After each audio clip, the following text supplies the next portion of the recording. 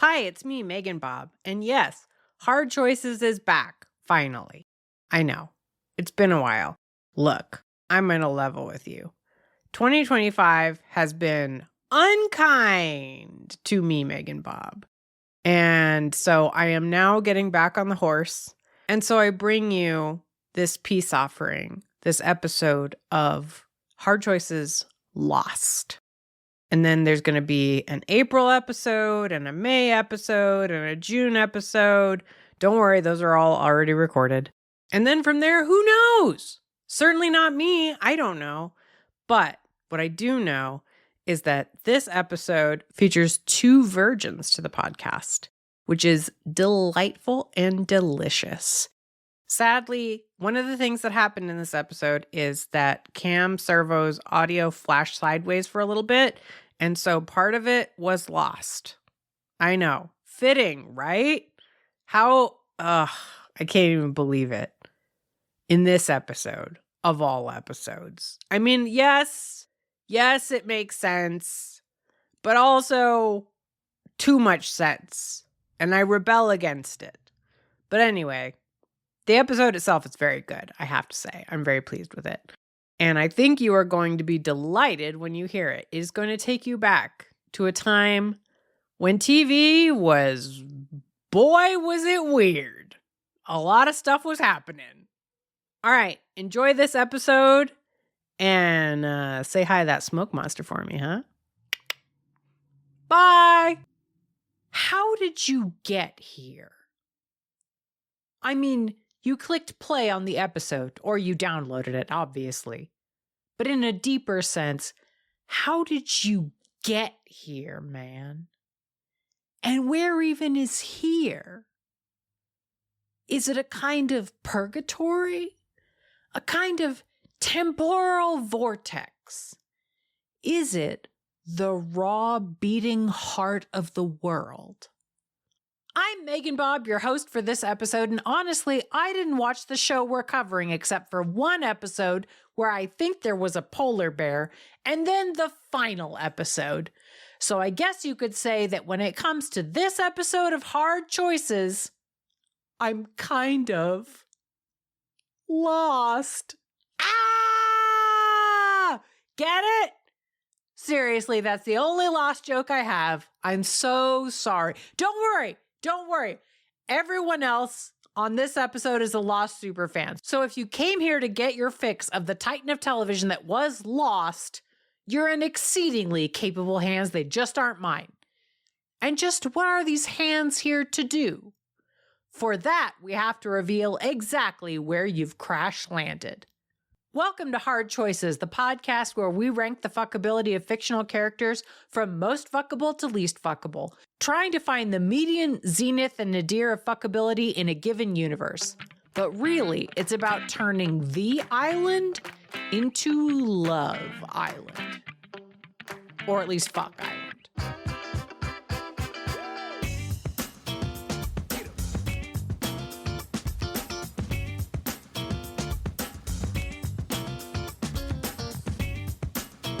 Joining me to explain things about Lost in a way that I, Megan Bob, can finally relate to are the radiant podcaster from Relationship Mastery, Claire J. Vanette. Claire, which moment from Lost was your biggest oh my god moment? Biggest oh my god moment, probably when we discovered the Others compound. That there was this whole other established society of seemingly normal people who had already been living on the island that seemed so wild. I can see how that would make you go, wow, oh my god. They have a book club? What? Joining us from the world of webcomics and comic books is the brilliant letterer and webcomic creator, Jody Troutman. Jody, please tell us what your biggest lost, oh my god moment was. Probably the reveal that the flashback was actually the flash forward at the end of season 3. I was completely unspoiled until Jack showed up with his stupid beard and said he had to go back. Oh, wow. Wow. Which is forever locked into my brain with a meme that's just him screaming, I hate this stupid beard. And finally, from the Unspoiled Network, where they covered the entire run of Lost, episode by episode, reliving the whole show through the eyes of one veteran and one lost virgin, it's Cam Servo. Cam, please share your biggest Lost, oh my God moment. Well, similar to Jody, I couldn't believe how bad those wigs were on a show that had a big budget. J.J. Abrams, what the fuck? Thank you all for joining me as I lose my lost virginity in the most thorough way possible by joining you in ranking the fuckability of 21 characters from the show from most fuckable to least fuckable. We've got a solid list, but there are characters who just didn't make the cut. Let's take a quick layover at honorable mentions.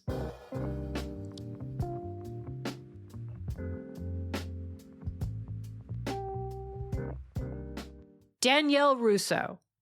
Danielle came to the island with a group of explorers, including her husband. The island got them all to kill each other, which did not do well for her mentally, nor did Ben's kidnapping her daughter. She's smart and sexy and deserves to be left alone if that's what she wants. Alicia Cortez, cop turned vigilante. Anaslia's demise was highly unfortunate because she was actually interesting, albeit debatedly sane woman who wasn't trying to heal men. That couldn't last long. Libby Smith. Libby was trying to heal a man named Hurley, but this came after her trying to heal herself.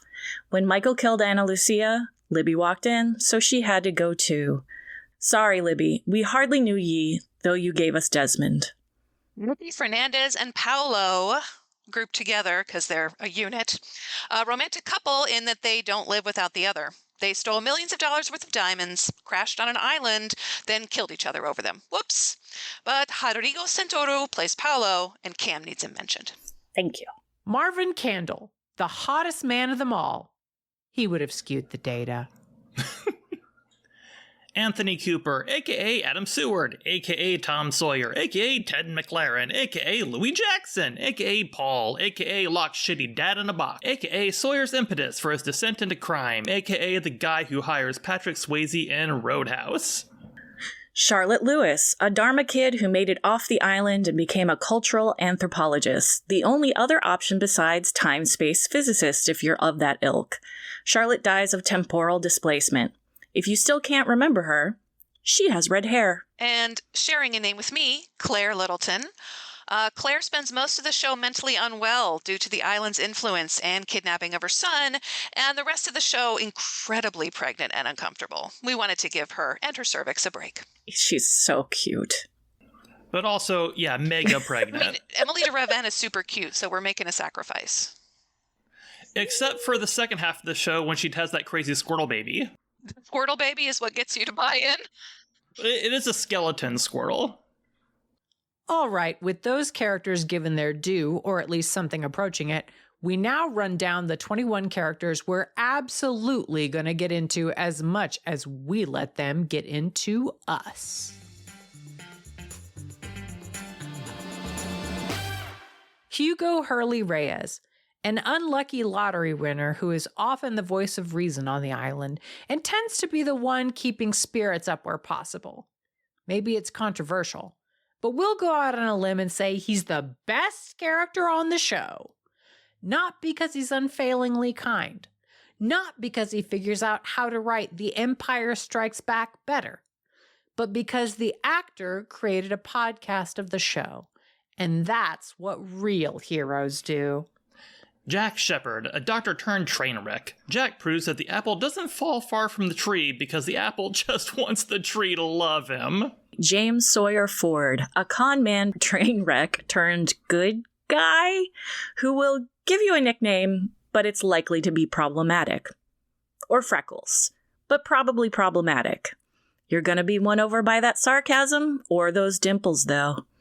Kate Austin, a fugitive who's chronically attracted to train wrecks. Kate is the third part of the Lost Triangle that had to exist for the show to get greenlit. Kate may deserve her own cell in the cell block tango, but she seems to be a devoted mom to the baby she kinda stole. No one sounded good, are they? Sun Hwa Kwan, an heiress from South Korea in an unhappy marriage who comes to realize that daddy was the issue all along. May be understandable when your daddy happens to be involved in crime. Jin Soo Kwan, Sun's husband and a mob enforcer in her dad's business enterprise. He really does love her and compromised nearly every principle he ever had to win Sun's hand before they got on that doomed flight. John Locke. Locke is known for being a rough and tumble guy whose spinal injury was healed by being on the island. He ends up as being a man of faith to Jack's man of science. Before the island, he was the quintessential nice guy, but without Locke, there would be no Hatch. Juliet Burke, doctor turned doctor. Juliet is probably the nicest, competent person on and off the island. She came to help with fertility issues, but ended up mending Sawyer instead. Ben Linus. If conniving had a face, it would be Ben's. Born on the island, but not born on the island, Ben worked his way through the Dharma compound from janitor's abused child to leader. Mostly by kidnapping. There's a lot of kidnapping, though, so that can't be it. Desmond Hume.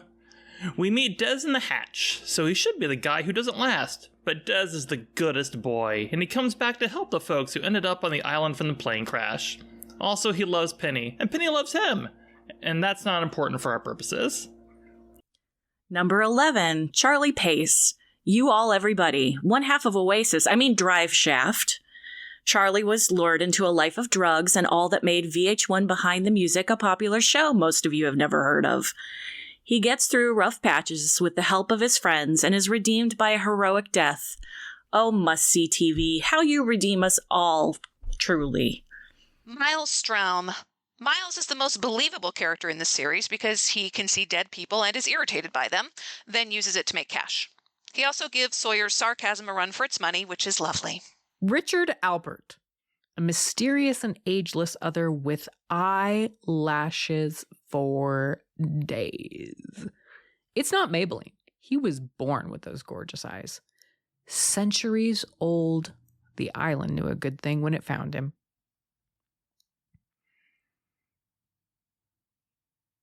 Oh, I cannot, but I bet it will show up. I'm just going to ask you for 10 seconds of leaf blower silence. Shannon Rutherford. Shannon starts off the show seducing her stepbrother and ends up charming a former Iraqi war criminal. She sings French and has asthma, so that's a lot of character development for 2 seasons for a blonde woman on a TV show in the 2000s. Daniel Faraday, PhD physicist regarding time and space, and an excellent pianist.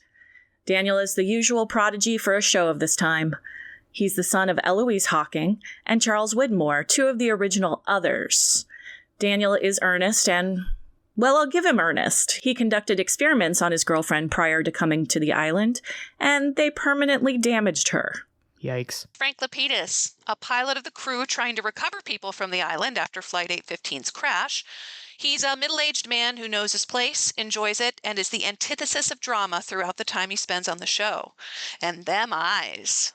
Saeed Jarrah, a former Iraqi Republican guard, kind of a torturer. Saeed is a complicated man in a list of people who are supposed to be very complicated. First he's good, then he's bad for a good reason, then he's good for a while, but then he's bad again, then good.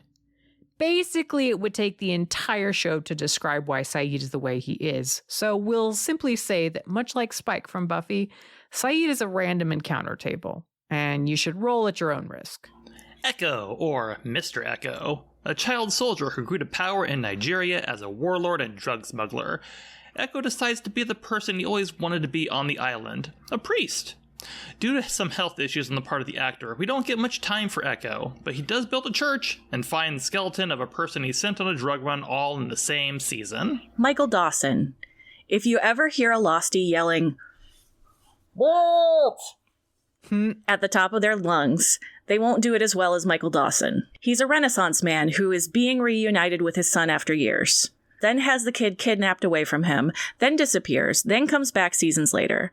But the dad thing is central for Michael, so make sure you hire a babysitter who isn't Ben. Jacob, the supernatural and often unseen protector of the island for over 2,000 years, Jacob and his twin are at odds throughout time. Ben kills him, but people come back as ghosts a lot on the show, so don't be too upset about it. Finally, Man in Black, aka Smoke Monster, aka all the ghosts of the island. You know how it is. You try to leave to get away from your adoptive mom, so she kills a village of people, so you kill her, so your twin brother kills you, and you turn into a giant smoke monster who never gets a name of his own in the whole show. Tale as old as time. Now to get down to rankings. Each host has privately ranked the fuckability of each of these characters from most fuckable to least fuckable. They're going to give their take on why they rank the character there, and they have 3 big feels available where they can go on an absolute tear about a specific character who they feel deserves unique attention. But you're not going to fully understand what we do here on Hard Choices until you hear how we define fuckability. Ahem. Fuckability isn't about what they look like, it's about what they fuck like. So assume you're into them, they are into you. How good is the sex, and what is it like? Armed with that knowledge, we begin, as we always do, in media res. The median of our list, number 11. Jody, would you please break the seal on this episode and tell us about your number 11? My number 11 is the man who technically started it all, Jacob, the island's protector. Because he's tall and hunky and mysterious, and I'm not entirely sure he's ever actually had sex, but he sure probably watched a lot of it in his lighthouse. Oh, that's so true. I didn't even think about that. All right, Claire, who's your number 11? My number 11, I'm going to invoke big feels for number 11, which seems strange. Ooh, no, I love it. But it's a complicated 11. My number 11 is Kate Austin. Oh, yeah. Oh, yeah. Yeah, that does sound complicated. Kate is one where I really had to gird myself and remind myself of the Hard Choices rules. Mm-hmm. Because Evangeline Lilly is an ethereal angel who should not sully herself by treading the same mortal plane that my feet have touched. She is too pretty to exist. Mm-hmm. But Kate sucks.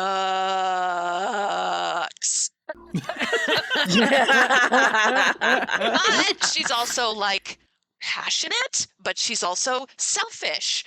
She likes train wrecks, which heart same. I empathize. I get it.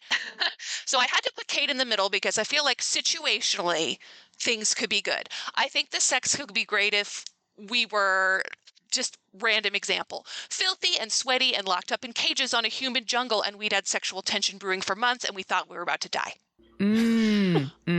Otherwise, mediocre. She and Jack had incredibly boring sex, I guarantee. Oh, wow. Wow. Okay, Cam, you're number 11. My number 11 is Sawyer. Ooh. Oh, wow. Okay. He had to be dead center for me because he is a coin flip. At the beginning of the show, he'd be selfish and gross, maybe with a big dick to make up for it, sort of. By the end of the show, he'd make everything, and I mean everything, about you. Passionate kisses, all the head, everything to make sure you were sated thoroughly and entirely. But it's a 50-50 shot, and you're gonna have an unfortunate nickname to boot. My number 11 is Frank Lapidus. Okay, so fuck that weird baby mullet. That's the first thing. What the fuck? Secondly, man, this guy seems like he's just trying real hard to get through each day the best he can. Like, I am established on this podcast as being a big fan of giving tired middle-aged men blowjobs. Is that a weird thing? Maybe it is. No, he deserves them too. Right? I just want this man to breathe a sigh of relief and maybe take a nap. He just seems so tired, man. Look him in under some big banana tree leaves or something. Yeah, exactly. Give him a slow blowy and be like, you just take a nap, baby. Like, I'll go find us.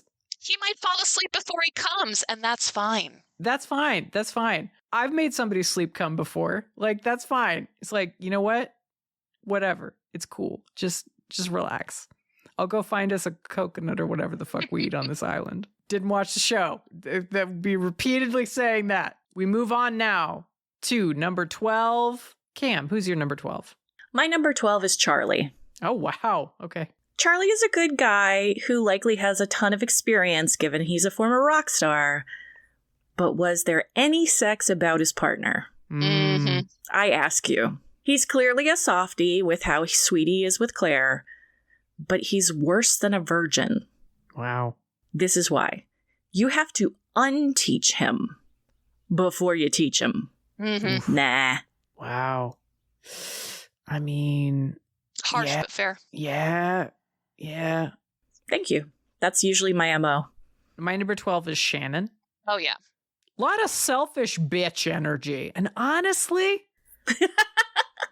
that's kind of hot. Like, it's at least honest. She's going to shove my face into her pussy and then look away when I'm talking. Which on one level... No, she'll be scrolling her phone. I mean, I guess in 2004, she wouldn't have been scrolling her phone because she couldn't scroll phones then yet. But now she would be scrolling her phone. Right? On one level, fuck her. But on another level, like, fuck her. She absolutely will not care if I come or even ask if I want to come. But something about her utter indifference to my experience is kind of freeing. I guess this is a big feels. Pause for... If she's not going to care about me, it sort of frees me to be as selfish back, or at least as unconcerned with what she thinks of me. So, like, people talk about how Parisians are kind of snooty and difficult, which they can be. I mean, they're not necessarily wrong to be that way when their city is overrun with tourists all the time. Ugh. But I kind of love that they're just ready for you to leave and they do not hide it. It's like, great, we've both agreed that we're not going to placate the other. Sure, I'm a people pleaser, but baby, I'm tired. When you meet someone who just cannot be pleased because they're not interested in engaging, it's like permission to just take the fucking day off. I mean, no, that's not healthy sexuality, but look, just let me turn these goddamn lemons into lemonade in peace, okay? All right, Jody, you're number 12. My number 12 is Miles. Okay. He's just a dude. Oh, wow. He's there to have a good time. I mean, I think he won't care about me and I won't care about him. But the thing is, this is kind of a perk to me that he's just kind of a dude having a day. But also, he might get distracted by ghosts because he sees ghosts everywhere. Oh, wow. Because people have died everywhere. Yeah, true. Which could work in the bedroom, could not work in the bedroom. Really could go either way. What if he has performance anxiety because he always has an audience? Or he, like, touches the bed and he's like, oh, the person who died on this bed buried $50,000 in a ditch in Vegas and now I have to leave. So you might just not get him at all. I thought you were going to say, like, this bed died. I was like, what? Sorry, my brain.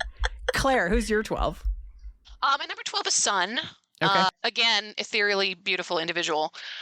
I feel like there's some potential for sexy energy in her whole Oceanic 6 arc when she's like kicking ass, taking names, buying the company, getting what she wants. Damn the consequences. Fuck the rest of the Oceanic 6. These are good choices. I feel like she could, know what she wants, go and get it. And that's always a sexy energy that I like. But otherwise, it's kind of a big meh. I just feel like sexual expression is not a big part of her personality. She's kind of a romantic, but she doesn't seem super horny to me. Who's your number 13? This might be a spicy take. I don't know. My number 13 is Hurley. Oh, wow. No, okay. Not spicy to me, actually. I absolutely love Hurley, but I feel like sex is not a big priority to him. Hurley has sweetie stoner vibes. If Hurley were in love with you, he would put in the effort because he cares. He would definitely get you off. I feel like there would not be that love of the craft that is really needed for me to have a passionate mutual experience. I love that phrase, love of the craft. Yeah. The art of fuck. All right, my 13 is John Locke. He's probably thorough, but not great. You know, a real read the assignment, fulfilled it with competence kind of fuck. Good C+ fuck. Yeah, which is not like, you know, look, it's not about that. Is he fucking me because it's his destiny to do so? His purpose, or even part of his purpose? I'm sorry, but that's kind of hot. I don't want to long term be reduced to a piece of someone else's story. That's bad. That's a real comic book storytelling move that sometimes gets pulled out.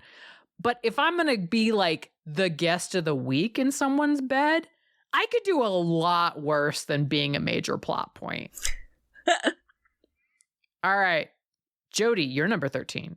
My number 13 is Charlie Pace. Okay. Because he is perpetually distracted. He might be high as fuck. And he's probably had a lot of rock star sex with, as he has said, his birds.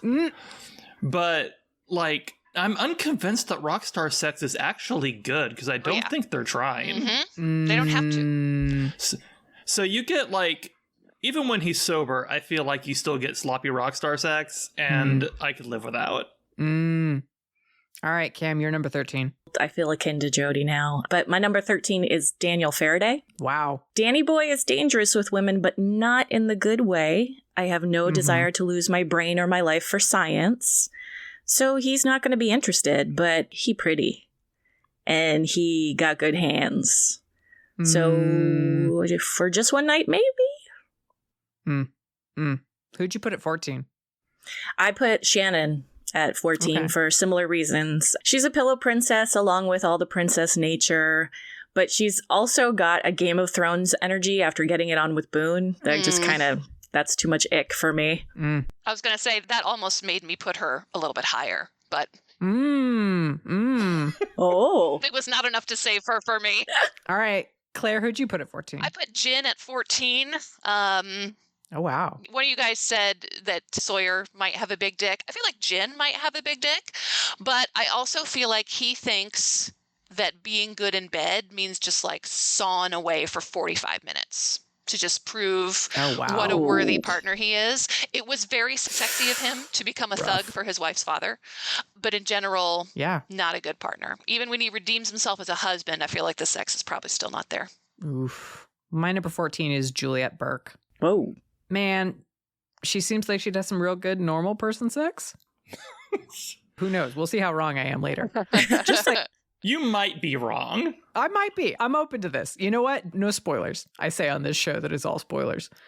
Just let me say my thing and let me sit here and be wrong in my wrongness. I'll continue. Just solid vanilla. She's down to fuck you. You're down to fuck. It's a good time.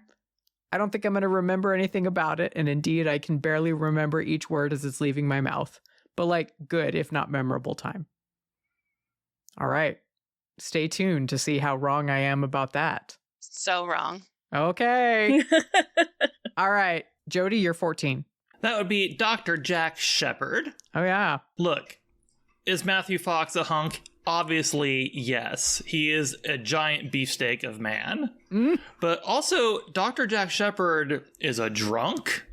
He's selfish and self-important and utterly convinced of his own rightness at any given opportunity. And at one point, he grows a really stupid beard. It's not even a good, sexy beard. It is like a homeless person beard. Unkempt and sort of sparse in places. It's bad. Oh. Yeah, it's rough. really bad. And I just feel like that you get him into bed and he's going to be like really distant. He is weirdly going to be thinking about his father. Oh, yeah. Which you don't want.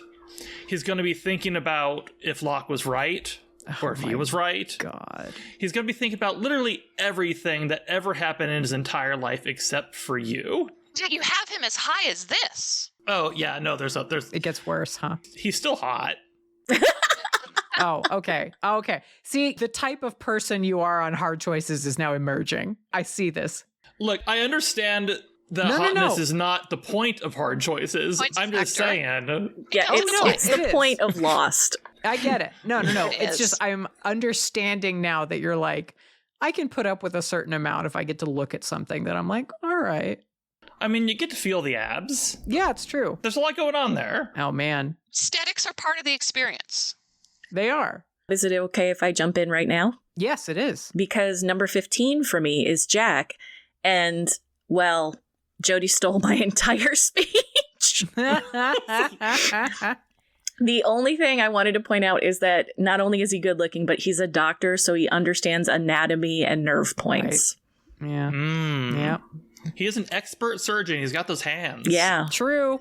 But he won't use them. No. My argument against Jack knowing about anatomy and nerve points is that Jack is a spinal surgeon, and surgeons only know the body part that they operate on. Like, 100%. They forgot every other thing they ever learned in medical school. All they know is cut people open, eat hot chip, lie. They have no other expertise. That's my counter argument. Wow. So he can fuck your spine, is what you're telling me. He will blow your back out. Well, There we go. And then fix it. we can continue this with unpack that because I have a counter argument. Put a fucking pin in this. My number 15 is Hurley. It's not about what they look like, but for the record, I am into fat dudes. Like, I mean, not every fat guy, because it's not a fetish, but my preference is for a bigger dude who's not a hard body. Normally, I would never get into this aspect of things, but I want to be very clear about this because it's a major part of Hurley's like whole deal, and I mean that emotionally. He has a lot of feelings about his body, and his issues about his body make it complicated. Because I mean, yes, this is like real talk. I could make him feel really good about his body, but I don't think he's going to let me. Not for a very, very long time. And in a long-term relationship, I think Hurley would fucking pound like a madman, and I think he would eat pussy every day. Like, if he could be unleashed, that's where it would go. But in a one-off, I wouldn't get fucked. Bro, I'd get fumbled. No thanks. You're not wrong. I know. You're not wrong. And if I could jump in, my 15 was also Hurley. Yeah, go off. And I don't have a lot to go off on other than, look, we all want Hurley to be our best friend. Yeah. He is the best dude on the planet Earth. That's why he eventually gets to run the island that keeps us all alive. Oh. Spoilers, I guess. That's the last episode. But I don't think he wants to fuck. I don't think he's good at fucking. I think it would be really bad. But I want him at my side. Okay. Let's unpack that later. I'm very curious if it's like you go through the sex in order to like have him there. So like we'll get into it later. Yeah, I mean, that sounds accurate. Like, I would have sex with him if that meant he was my partner, but... No. All right, Claire, you're number 15. My 15 is Dr. Daniel Faraday. Okay. I feel like sex is not even on this guy's radar. It's not that he would be bad at it per se, but it's not a major concern for him. I think he would always have something else that he was more interested in doing. He is definitely a yearner. Oh, wow. So if he knew that sex mattered to whoever he was in love with, he would like do a bunch of research. He'd be, reading up on techniques and probably get like the technical details down. But I just feel like he's not going to wake up and ravish me one Wednesday morning. Yeah. All right. We move on now to number 16. Cam, you're 16. My number 16 is Saeed. All right. I am not into real, actual, factual torture. That is so valid. I am done now. Wow, that's such a hot take. Controversial. Jody, you're number 16. My number 16 is Shannon. All the things that you said about Shannon are true, but for me are considerably more of a turnoff. Okay, that's fair. That's reasonable. She's 100% a selfish lover, and I'm not here for that. Okay. I want it to be a little more copacetic than the distracted frat girl on her phone. No, tough but fair. Claire, you're number 16. My 16 is Michael. I feel like that I have no sexual read on him, positive or negative, because his whole character is about fatherhood and sacrifice, which is great, Mhm. but not hot. No. There's nothing about him That's that's fair. sexually off-putting, but there's nothing about him that's sexually interesting either. A real beige. My 16 is Sunhua. She seems like she could be a good fuck to forget, or even the type to like fuck on purpose to ruin her marriage, maybe. Maybe. And there's something hot in someone who is so driven by something, but like ultimately, really, like she's just a nice person who wants to be treated well and cared about, which is like IDK normal. I think the sex is fine, but man, she's got so far to go to actually connect with someone and have that kind of sex. And I just, baby, I don't have the airline miles to meet you halfway there. Sorry. I'm going to jump to number 17 now. And I'm going to go first for 17 because my 17 is Michael. Absolutely. I am here for DILFs. I love DILFs. DILFs are hot. Any good DILF would absolutely murder for the sake of their child's survival. I don't think that's like crazy. But I think it's that I have no sense of this man having any personality besides that desperation to be with his son. Like, No, that's basically it. Yeah. Okay, great. 'Cause Yeah, that's it. We hire the babysitter, go to the hotel room. What? He checks his phone while eating me out? No. Fuck off. Number 17, Cam. My number 17 is Locke. Oh, yeah. Because Don't Tell Me What I Can't Do in Bed has some issues with at least communication and at most consent.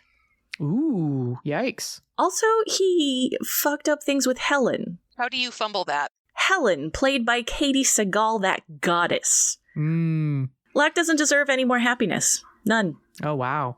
All right, Claire, you're number 17. So at 17, we are like firmly into my hater tier. Ooh. So we're out of the sort of indifferent or mediocre tier. 17 is Charlie. Oh, wow. Wow. I understand. Nothing about this man is sexy to me. You know what? I get it. He's not sexy when he's on smack. He's not sexy when he's becoming a better person. He's not sexy when he's getting fucked by groupies who don't really care about him and he doesn't really care about them. I cannot fix him, nor can I make him worse in a hot way. Wow. Okay, well. Jody, you're number 17. My 17 enters the part of the list that it's a bracket that I call getting pounded, but in a bad way. Oh. And it starts with Jen. That was really good. I love this. This makes me happy. Jen, I mean, look, he has an arc. He starts as sweet. He becomes an overbearing crime thug that actively tries to control his wife at every turn. Then eventually he gets a little bit better. But ultimately, I just think he's going to be like controlling and domineering in bed, but in a bad way. Like, no, you're doing it wrong. Do it like this. And I'm like, man, just let me have a good time. Oh, fair. All right, who's number 18 on this bracket? Number 18 in the getting your ass beat in a bad way a-thon is Saeed. Okay. Like I said, he's a torturer. Like, Saeed, buddy, I know you're driven by love. I know you try to do lots of good things. Does he? Occasionally. Sometimes. Occasionally. When he's feeling spicy. He tries to do good things. But ultimately, when you get right down to it, yeah, not into a torturer, man. And, like, if that's the skills you're bringing to the table in the bedroom, like, I'm worried I'm gonna get hurt in, like, a permanent way. And look, I know there are people on this podcast for whom that is interesting. I don't know what you're talking about. But I don't want to lose my fingernails. No. No. All right. You don't just fucking stage an intervention. Jeez. Claire, you're number 18. My 18 is Locke. Uh-huh. Nice. He goes from being a consummate loser to a smarmy messiah, and neither is sexy. Ooh, meow. On any show other than Lost, he would be the most insufferable male character. Oh, wow. He was only saved from that fate by people to be discussed in a moment. Wow. Yeah, absolutely not. Okay. All right, Cam, you're 18. My number 18 is Echo. Uh-huh.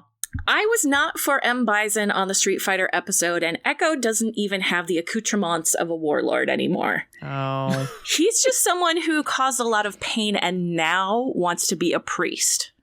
So getting him to break his vow isn't even as dirty hot as it could be. It just means he's a dick. Wow. Okay. Well, oops. All right, my 18. Jack Shepherd. Generous, TBH. Man, I love a fucking train wreck.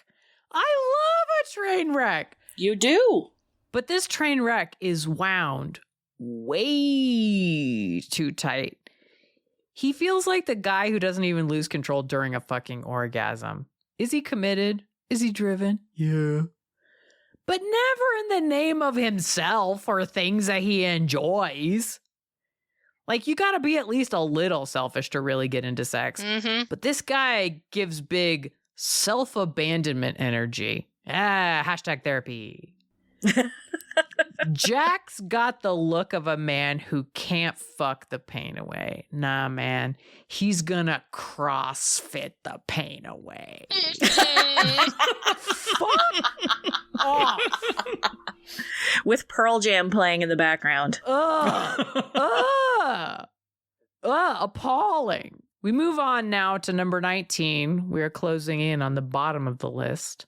Jody, you're number 19. Number 19 is the last of the block of This Will Hurt in a Bad Way, and that is Mr. Echo. Mm-hmm. Jody. Because if Jody, we have our lists are the same.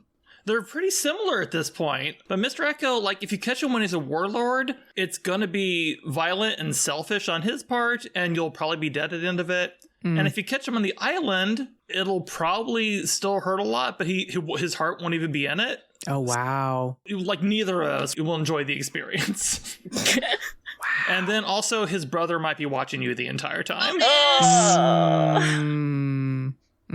All right. Well. But if we're in the sweat lodge, maybe. Fair. I know nothing about the sweat lodge, but I am now intrigued. Oh, you do peyote and go in a sweat lodge. Oh. How do they even get peyote on the island? It's best not to ask these questions. That's just hard to grow. Just as like a person who knows a little about plants, I'm like, that's amazing. All right. Hopefully they're harvesting it in an ecologically sustainable way. Sorry. That island is not ecologically sustainable. The island giveth and the island taketh away. It has whatever you need it to have. Oh, wow. All right. Except for babies. Oh, yeah, you can't have babies. Oh, wow. Huh. I'm learning so much today. Okay, so my number 19 is Desmond. We'll find out if I'm super wrong about that. Jesus fucking Christ. Okay. I don't even know you anymore, Bob. Look, We have to... The podcast has ended. Temperature of this take, scalding. Okay, no. Okay, no, just look. Just let me say some things that he's fucking beautiful, but also I read his shit. Something about him, man. Something about what I read makes me think this face says, I'm not saying I'm a flat earther, but I feel like they make some valid points. Maybe it's the supernatural abilities, and I'm not even against that. I've had spooky experiences in my life. I love a spooky. It's that he has the vibe of someone who just like really wants to do a cleanse with you. I know, the silence. This is single-handedly like throwing off the ratio at the end of the podcast. Oh, Bob usually does that. Like, you're going to do the math and it's going to break everything. A statistical outlier must be omitted. I know, that's me. No, that's Bob. That's Bob. That's what I'm here for. I'm here to be wrong. But also, this is really showing how bad that wiki is. It really is, because you're not getting any of what makes him him. But that's spoilers for later in the list. Yeah. But you'll find out. Oh, it'll be good. Because I want to be wrong about him. I want to be wrong.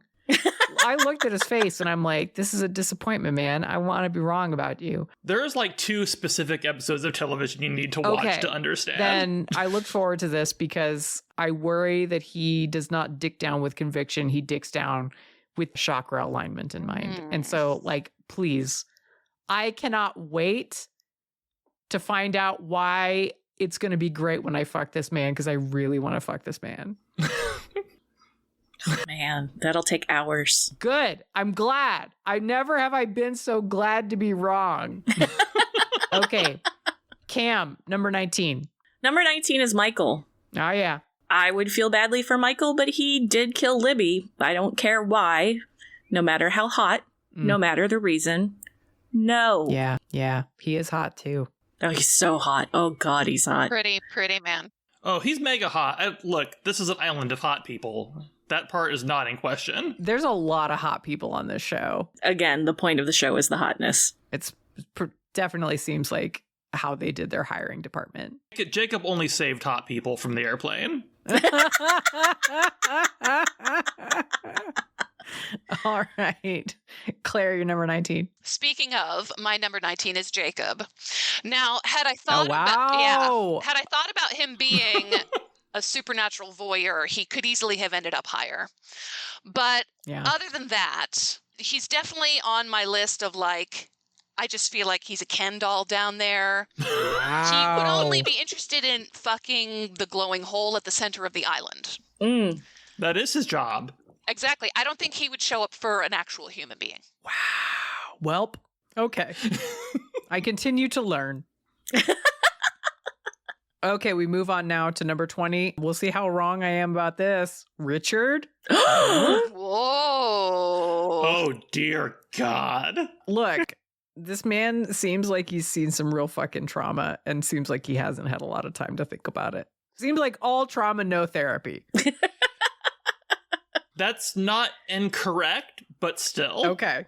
He's had a lot of time to think about it. Oh, it's He true. has so much time. I think he fucks like a romantic. A lot of eye contact, a lot of intertwined hands. Yeah, that's good. But I don't want to get 1 inch deeper into this man's life because in the words of my dark beloved, that's where all the consequences live. Yes.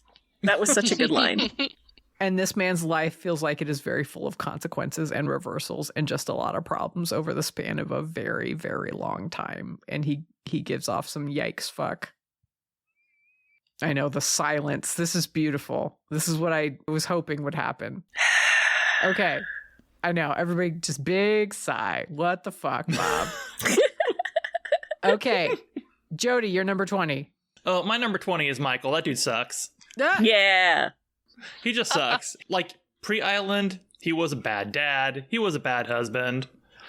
Then he got his son back, and he was a bad dad again. Mm-hmm. Wow. He's a tortured artist who just wants to do his paintings. No. Sorry. Not even good. No. He's not even good. He's selfish, a jerk. He wants no responsibility for anything, including you in the bedroom. Wow. The- Brutal. The only good Brutal. thing he did was to figure out the water filtration system. Yeah, for some reason he's somewhat of an engineer, and I don't think that gets him much higher on the list. He sucks. He just screams a lot, and then he leaves. And I feel bad because, once again, actor is super hot. Yeah. And he was treated very poorly by the show, but that's not on this podcast. Man, fuck you, show, for doing that. I've only got what the show has, and he sucks. Yeah. All right, Cam, you're number 20. Who sucks? Ben. All right. Ooh. Even if it were possible, you cannot have an afterglow, let alone fall asleep with Ben. He's not with you for the sex. He's with you for machinations that are going to end up with you in a cell for horrific reasons.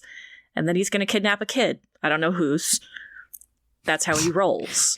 Just loose children. It just happens. It somehow has. Sometimes you just need to steal children. It's a thing. It's what he does. Yeah. It's who he is. Real Pied Piper vibes. He's good at it. He really is good at it. Claire, you're number 20. My number 20 is Shannon. Oh, wow. I feel like with Shannon, we are way past Pillow Princess, and we are firmly in starfish territory. Oh. Oh. She has never worked for anything in her life, and she's not about to start now. She's one of those people who is beautiful and thinks that that's all she has to do. Wow. That's a bad type of person. Yeah, I get it. All right. Finally, the worst of the worst, number 21. The unfuckables. Cam, who's all fuckable? I'm going to get a little bit of heat for this, I have a feeling, but my 21 is Jacob. Oh, wow. Okay. Yeah, I'm right there I with understand. Thank you. I disagree, but I No. understand. No. Okay, so the reason I'm going to get a little heat is because I'm going to go off book for a second. But before that, Jacob isn't going to be able to touch you. The most he can do is give you directions in a visual that you might find more attractive if that person has passed on, and I already have enough material for therapy, thank you very much. Mm-hmm. Here's the off book. I know this isn't a show about the actors, but Mark Pellegrino is a fucking objectivist. Really? That's unfortunate. That is unfortunate, but we can't bring it to the table. I did. It's true. It's my treat. This is my treat. It's your treat. Your treat. Okay. What are you going to do about it? You've been very good. I'm not going to have any more treats for the rest of the show. That's gross. That's gross. Well, oops. Okay. Jody, who's unfuckable? The most unfuckable of the unfuckables is John Locke. Uh-huh. And that is a big feel. Ooh. Okay. Oh, here we go. I hate John Locke so much. Yeah. Yeah. Mhm. He is Let's hear it. a loser, a sad sack, a poser, Oh. so utterly convinced of his own grand destiny that he does not care about you or the lives of literally anyone else if you get in the way. Mm. And the problem with that attitude is that he doesn't even know what his destiny is. Oh, shit. He spends most of this show convinced that everything means something, and it doesn't. And he doesn't know. And it's sad, and he's a loser, and we're going to get into the bedroom, and he's going to think it's for a reason. Oh, no. And it's not, man. It's because you look like Terry O'Quinn, and I thought you'd be fun to fuck. Yeah. But he just can't deal with that. And it's a problem. And so John Locke is at the bottom of every list. Yeah, he does look like Terry O'Quinn, though, man. Yeah, look, Terry O'Quinn in like command and authority figure mode, sign me the fuck up. Yeah. But that's not John Locke. Yeah. All right, Claire, you're number 21. Who's unfuckable? It's Jack. It's Jack. Jack would cry, and not in a hot way. No. He would end up. Oh, he would cry so much. He would end up blubbering about his dad. I wouldn't come, and then he'd curl into like a little ball of shame, and then I'd have to comfort him about not making me come. No, Jack, absolute. That was where I started with this list, was Jack at the absolute bottom. Wow. All right. Well, I don't think I'm super wrong about this one, but Daniel Faraday. Fair. Man, don't experiment on your fucking girlfriend. Don't fucking do that, bro. That's a pretty big red flag, yeah. Yeah. Like, of course I love fucking dweebs, but not dweebs that do legitimately dumb shit. Oh, well, not legitimately dumb shit that's dangerous to their partner. Not legitimately dumb shit that's dangerous to their partner in an unsexy way. You're a scientist. You could have been a Dr. Jekyll. I know you're not that kind of scientist, but still. I think he fucks with a sense of self-recrimination, and frankly, he kind of deserves that. Also, maybe the worst haircut on the show. Except for the wigs. Ugh, so much like regrettable hair on this show. It's bad. So bad. It's the 2000s. Oh, dark times. All right, we have reached the nadir of fuckability, and now bravely, we'll try to leave this fucking godforsaken place and see where it takes us as we go from number 10 all the way up to the zenith. Okay, Cam, you're number 10. My number 10 is Kate. All right. Now, Kate is a twitchy one, but as Annie Crichton would say, she real pretty. Mm-hmm. She real pretty. She is always looking for someone to take something from her, though. Mm. Her kid, her freedom. She has legitimate real problems, and I don't think she could relax anymore. I don't blame her, but I don't want to spend all my time with before, during, and after care to maybe get 5 non-consecutive minutes of a good time. Oof. Meow. Man, and that's 10. God damn. Lost? What the fuck? People got problems. Okay. People got so many problems. So many problems. It's kind of the point. Claire, you're number 10. My number 10 is Frank Lapidus because it's nice just to have a normal fucking guy sometimes, you know? Oh, yeah. He doesn't, Oh, he's yeah. like unique on the show in that he doesn't have a lot of emotional baggage. He has like an emotional carry-on at most. I think it's a toiletry bag. That's beautiful. Yeah, it's like an emotional personal item. This is such good language. I have never heard that before. That is amazing. We also know that Frank is very observant. You know, he spotted the whole wedding ring thing on the TV, so he would pick up on what I want and need. Wow. Man, I'm going to give him more than a blowjob now. Yeah. Okay, Jody, you're number 10. My number 10 is apparently a hot take because it is Dr. Daniel Faraday. Oh. Oh, wow. Who, yes, melted his girlfriend's brain. But Not with an orgasm, I assume. Who hasn't? it was an accident. It was an accident. And he is a fucking weirdo, but also brilliant and deeply passionate. The entire point of him going to the island was to try to eventually save Charlotte's life. No. I feel like if he is into you, he is going to write new theoretical, like, physics to please you and to make your life better. Now, it might kill you. 50-50 chance. It might melt your brain. It might unstick you in time. But look, these things happen. And it's possible that if Daniel unsticks you in time, you get to go back and fuck him again. Okay. All right. Yeah, I don't know. He's cute. He's smart. He's passionate. I get it. And if he hurts you, it's an accident. And I'm willing to take that risk. Aww. That's sweet. That's true lust right there. I think my number 10 is a little bit of a hot take. Let me check. Jin Soo Kwon. Mm-hmm. I have to forget what he looks like because he has the face of a softie.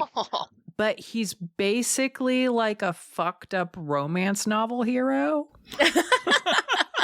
Like, enforcer for a crime family who marries the boss's daughter and wants her real bad, but also isn't really cut out for a life of violence despite being real good at it.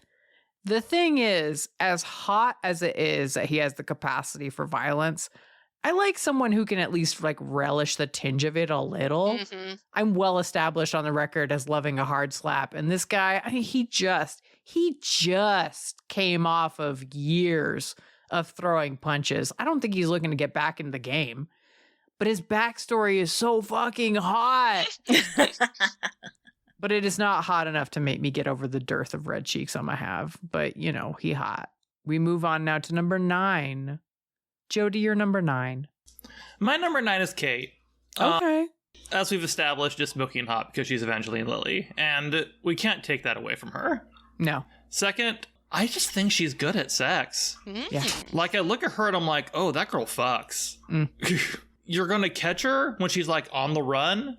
So, like, you have to do it, like, I don't know, behind a warehouse or in a hay bale or something. And you can be shot by U.S. Marshals at any time, which is very hot. Yeah. Yes. Literally any moment, U.S. Marshals might burst in the door. So 1, that's hot. Yeah. 2, you're gonna have a great time. 3, in the morning, she might not be there, which in that particular case, still good for you. Because you don't get the baggage. And she's checked in a lot of luggage. Oh, yeah. She has so much baggage. At the worst, you are going to get questioned by the marshals the next day. Have you seen this woman? Oh, yeah. We fucked. Just brag to the marshals. Oh, yeah. Wouldn't you? Oh, yeah. Absolutely. Make them feel bad? Hella. They would get it. Yeah, we wish. Say the marshals. My number 9 is Sawyer. I think this is a guy who can come unglued during sex. The Wikipedia says caring lover, so he's got a romantic side, but for reals, he lives the life of someone who likes to feel alive, likes to pull one over on people, which suggests a good, if fucked, understanding of basic power dynamics. Really, though, I'm fucking him because I don't think I'm gonna be happy with whatever nickname he gives me, And I want him to change it to Niagara Falls.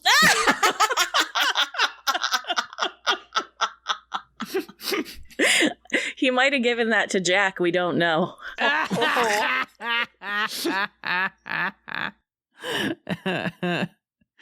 Okay. All right, Claire, you're number 9. My number 9 is Miles. Uh-huh. I kind of have a thing for mediums. I mean, ghosts are sexy in and of themselves, right? So anyone who hangs out with ghosts had like true. some of that sexy energy just like rubs off on them. And then if you spend a lot of time communing with the dead, I feel like you're more appreciative of a live, warm body. He's also funny and sarcastic and kind of empathic. You know, he like is tuned in to people. He's like enough of a jerk to keep it interesting, but I think fundamentally he's okay. Ooh, fundamentally he's okay. Dang. This show. Learning a lot. Cam, you're number 9. My number 9 is Sun. She's a pillow princess. When we meet her, she can become tough when it comes down to it, but I'd rather not have an entire criminal organization know what my O-face looks like. It's a thing. Oh, wow. All right, we move on now to number 8. I'm going to start.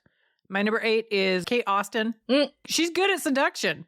I mean, that's like canonical. She's good at seduction. Like, I love a sincere fuck, but failing that, a calculated fuck is extremely compelling.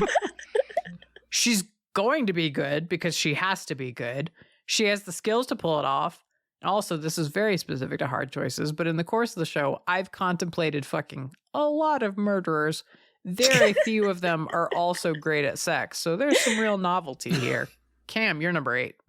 My number 8 is Jin. Okay. Jin's got something going on. He is willing to go the extra mile is too short of a term, but he is willing to go the extra everything for you. And it's full of dangers and evil. He's going to make sweet love until he can't take it anymore. And then he's going to plow you till you see stars. He does do it for love, though. And I don't need yet another person to join the throngs desperately in love with me. Oh, I know. I know your life story. I know this is true. Like, less of that, please. Less of that. I had said no more treats, and yet here I am. I know. Like, although people should pay you. Like, if you can just like findom them, that would be great.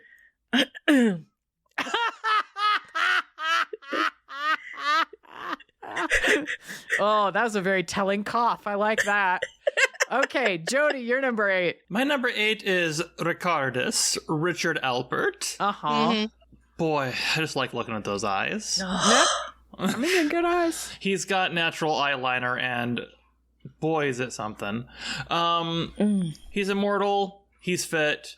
He is a little confused about kind of everything, which could be a turnoff, but I don't know, man. He's from like the 1800s, and I feel like they were a little wilder back then.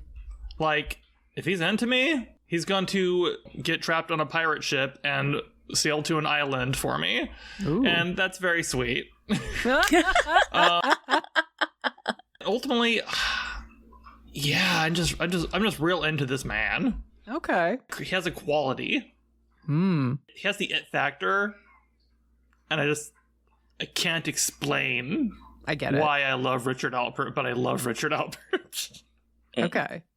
All right. I will not force you to explain more, but because I have had those characters where I'm like, it's just that one. There's just a real, like, magnetic attraction to that man. Okay. All right, Claire, you're number 8. Okay, this is the point in the show where my villain fucker starts showing. Ooh. I mean, same, girl, same. So do tell. I feel ya. We're not there yet for me. My number 8 is Mr. Echo. Yeah. Yeah. Fuck villains. Fuck villains. He's got this intriguing mix of being horrible, violent, tough, but also mystical and thoughtful. He gives 0 fucks, which is not the same as not giving a damn. I do feel like he would give a damn, but he would give 0 fucks at the same time, which is a good thing. Yum, yum. Okay. Tell me more about this villain fucker stuff.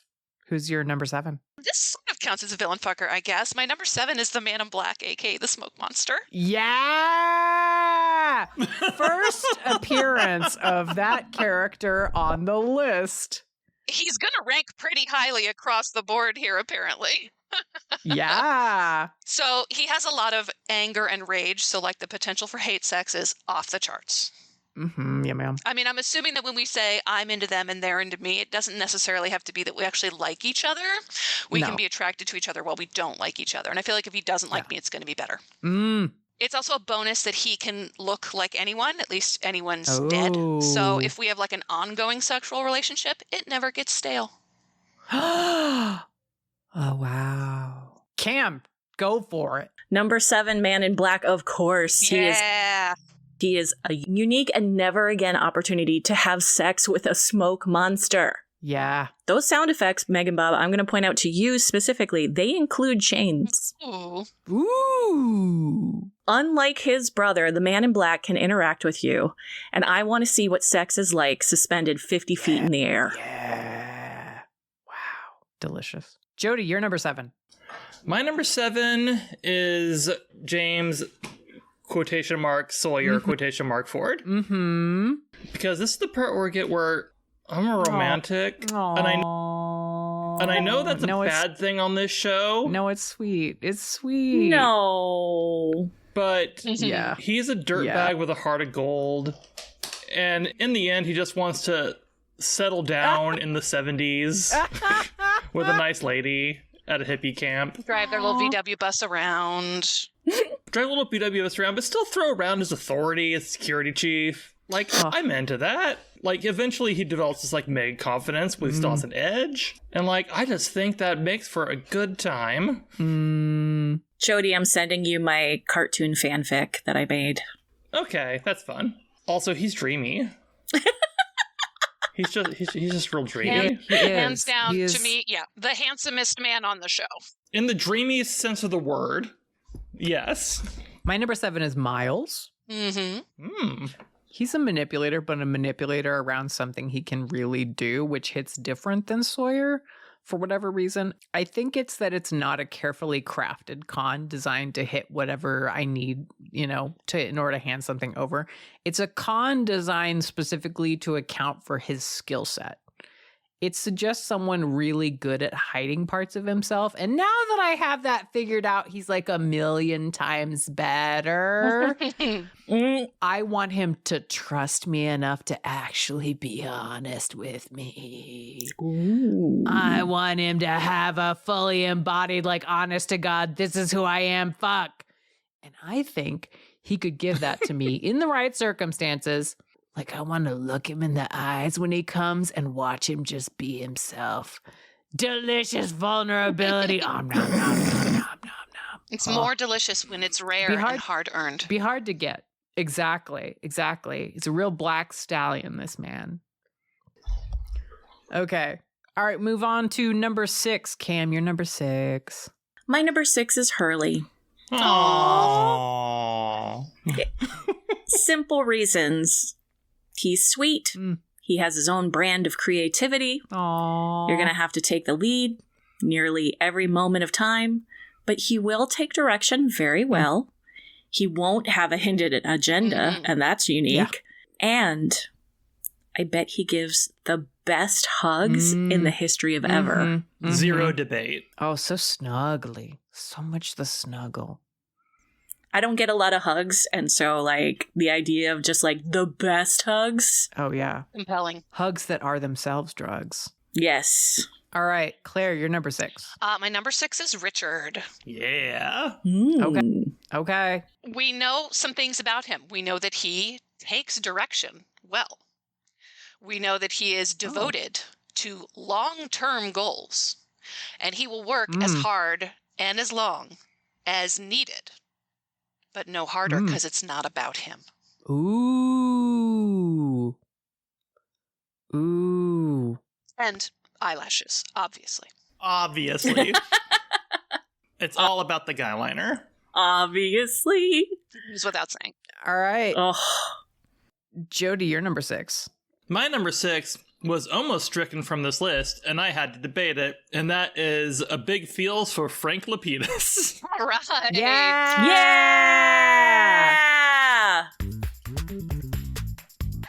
Yeah, Frank is a guy, like, in every sense where, like, he's a guy. He's got this 70s chest hair splaying forth. Ooh. He's got those piercing blue eyes. He's got this attitude of, like, he wants to help, but also he doesn't want to be there because he's not there for the drama. It's hard to articulate, but the fact that Frank just wants to get everyone home alive, I feel like that translates in the bedroom. Like, he is there to save you and to save himself. And not for nothing, he is a commercial airline pilot, so he has been knee deep in pussy. Yeah. Yup. That man has been flying airplanes since at least the 70s, and he knows every single, like, move, trick in the book from every continent, from every country in the world. Wow. It's true. This is super valid because if he's a bad lay, word will get around the flight attendants. Oh, yeah. Indeed. Mm-hmm. No, and he is beloved. He still has his job after years. Wow. Look, I'm not gonna lie. I just love pilot voice. If that dude comes on the intercom and he's like, we have reached our cruising altitude, I will come. Oh, I hadn't even thought about that. Ugh. Like, what is it about whenever they say that they've reached the cruising altitude? There is something about that. It's really fun if you get them to say other things. Oh. Yeah, I forget. You've lived such a life. But yes, this man full of chest hair who has no idea what's going on and does not care, I love him dearly. Well, I'm about to be very wrong. My number 6 is Charlie. If you want. You love a I know. hobbit. It's okay. I do fucking love a hobbit. Also, he's fucked the pain away a million times and it keeps coming back, but he's willing to keep on trying. He's just going to keep on trying to fuck it away. Hot. I'd love to be the magic pussy that actually heals his wounded soul, but failing that, it's hot to be invited into someone's coping, even if it's not necessarily healthy. Look, intimacy and vulnerability are complicated. I think he fucks like someone trying to get away from something, which is categorically not the same as someone fucking like they're running towards you. But look, desperation in a fuck is hot, and I'm a bad enough person to admit it. Sorry. It's okay. right, it's okay. It's okay. Thank you. This is a safe space to fuck a hobbit. This is a judgment-free zone. He's not a bad person. No, I love Charlie. I just don't want to fuck Charlie. I'm going to go for number 5 as well, because I thought this was going to be a really controversial take, but it turns out this is not as controversial a take as I thought. Ben Linus. Yeah. Hell yeah. So we have a phrase on this show. I think Andy Creighton came up with this. Slimy little rat man. Mhm. Yes. God, I love it. Yeah, that's him. I was trying to remember it. Ugh. He's got so much slimy little rat man, like such a... You need to know that in my notes for Ben, little rat man Yes. is a phrase in this paragraph. So Yes. He gives off mad slimy little rat man energy. I bet he fucks covetously. Seems like exactly the type of guy who fucks from a place of deep craving to have you and keep you. Mhm. Like maybe through kidnapping, which in someone well-adjusted is everything you want. In this guy, I mean, it's hot. It's super hot. It's not exactly ideal, but like it's super hot. It's lost. Nobody is going to be ideal except like Hurley. Oh, yeah. Yeah. Ugh. So slimy. Ugh. I know. This is look, I'll fuck him extra so you don't have to. Thank you. No, I mean, I get it, because my number 5 is also Benjamin Linus. Yeah. Do it. Is literally everything a scheme? Yes. Hot. Do I want to be part of that scheme? Yeah, I kind of do. Yeah. Yeah, his schemes usually work out. Yeah, I want him to lie to bring me to an island. Mhm. I want him to put me in his little suburbs and to fall in Yeah. love with me and to scheme to keep me Mm-hmm. and to kill everyone who gets in the way of that scheme. Mhm. I want to be part of Benjamin Linus's master plan because I feel like he thinks so many steps ahead that it's just going to be fucking amazing. Oh, And yeah, I want that slimy rat man. yeah. There's a cartoon online of Benjamin Linus, and his only dialogue is the word schemes. That's what I want. Oh, good for you. Good for you. All right, Claire, what do you want for number 5? Okay, so just as earlier we got down into my hater tier, now the top 5, this is really a tier where it was hard for me to draw these fine distinctions because I want to bang all of these people quite passionately. Number 5 is Desmond. Okay. So first of all, obviously, he's super handsome. Let's just stipulate that. Sexy accent. Yes. We love it. Oh, I didn't know. Oh yeah, he's Scottish. Shit, I'm a fool. God damn it. When Desmond loves a woman, he will sail around the world to impress her, which I appreciate. Now, he ended up at 5 and not higher than this because why would you sail around the world and not just make her come 12 times? Like, I feel like the priorities are not great. But we know that he can commit to tedium, which is great for oral sex. Like, he will be down there pushing that button for as long as he needs to. Wow, that's a noble skill. Cam, you're number 5. My number 5 is Big Feels. My number 5 is Miles Straum. Oh. Yeah. Because he is a tasty, tasty treat. Mm-hmm.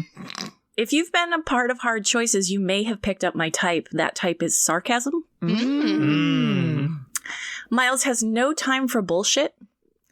He's, however, a good person underneath that bastard candy coating, and we find that out when he becomes friends with Sawyer.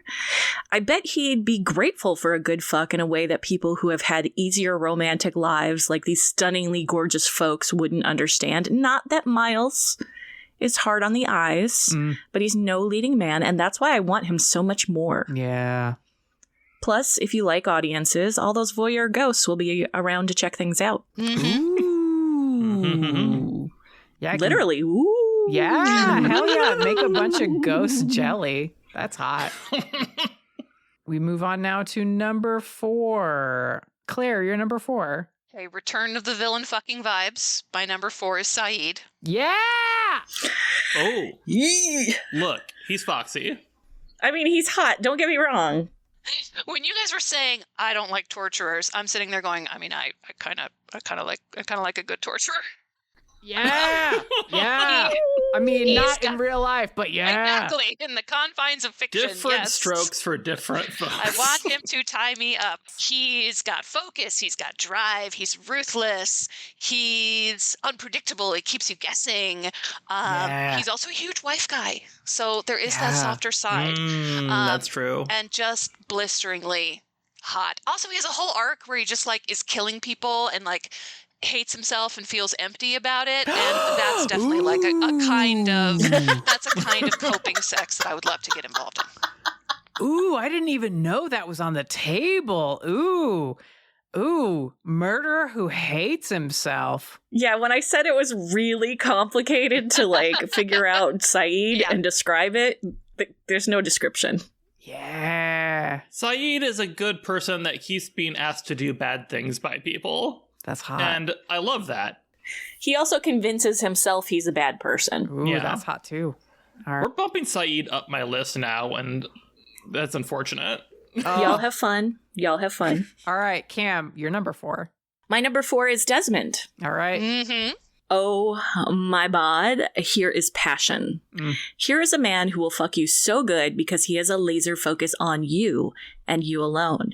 You'll enjoy this so much that you'll accidentally say his name when you're with someone else. Oh. But you're gonna have to hope you can wait for the next booty call after he's out of that hatch. Ooh. Yeah. Bob, he gets stuck in a hatch for years. Yeah, he's in a hatch. But then he'd be so desperate. Yum. Yeah, he's gonna be real desperate. He's in a hatch with the Kurgan. Yeah, the first post-hatch fuck, short but explosive. Implosive, perhaps. Yeah. Yes. Oh, that's hot. All right, Jody, you're number 4. My number 4 is Dr. Juliet Burke. All right. Hey. Who is not a schemer, but was in fact the one being schemed upon. Yeah. But she just got a real big heart. She only went to the island because she was trying to, help people have babies and to save her sister from cancer.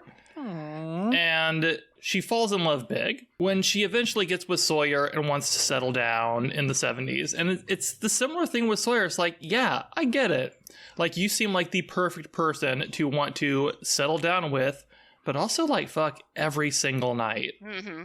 No surface in the Dharma compound was safe from those two. Oh, no. If you were Roger Workman, you were Sign constantly. There were so many things to sterilize, and that's why he had such a big grudge against everyone else. But this isn't about Roger Workman, who would not rank very highly on this list. No. This is about Juliet, who does whatever she has to do to survive. And part of that scrappiness, I think, just kind of blends right into the romance and makes something perfect. Well, my number 4 is Mr. Echo. That is a high ranking. I applaud you. Thank you. First of all, I have a thing for a cassock. Maybe that's fucked up, but so is 90% of what happens on this show. So, like, pick your battles, bro. This guy fucks like someone who really does want to be redeemed and believes in what he's doing, including fucking you. He commits. Eats pussy with purpose, fucks you with devotion, bites your shoulder with conviction, which is how you're ideally supposed to fuck. This is just like straight to the listening audience. Do not ever act like your hard cock is an unfortunate spill that we have to clean up. Don't do that. Unless this is like you're really subbing good. That's a different thing. But like otherwise, don't do that. This is sex. We are in it to eat each other alive. Show up. All right, PSA over. Cam, that was a big gasp. I was just so sad. Oh, that people ever feel that way? Yes. Oh, yeah, they totes do. No. I know. I'm like, they should call me. Yeah, exactly, right? Like, no, baby, that's not what this is. No. This is like a yay. Yes. I'm astounded. The patriarchy has really fucked men up too. It's not. It's unfortunate. It's not really well. has. Your dick is great. You're great. Don't worry about it. We're in our top 3s. Cam, you're number 3. My number 3 is Big Feels too. And Jody, you weren't the only one rooting for him. Because it's Frank Lapidus. Yeah!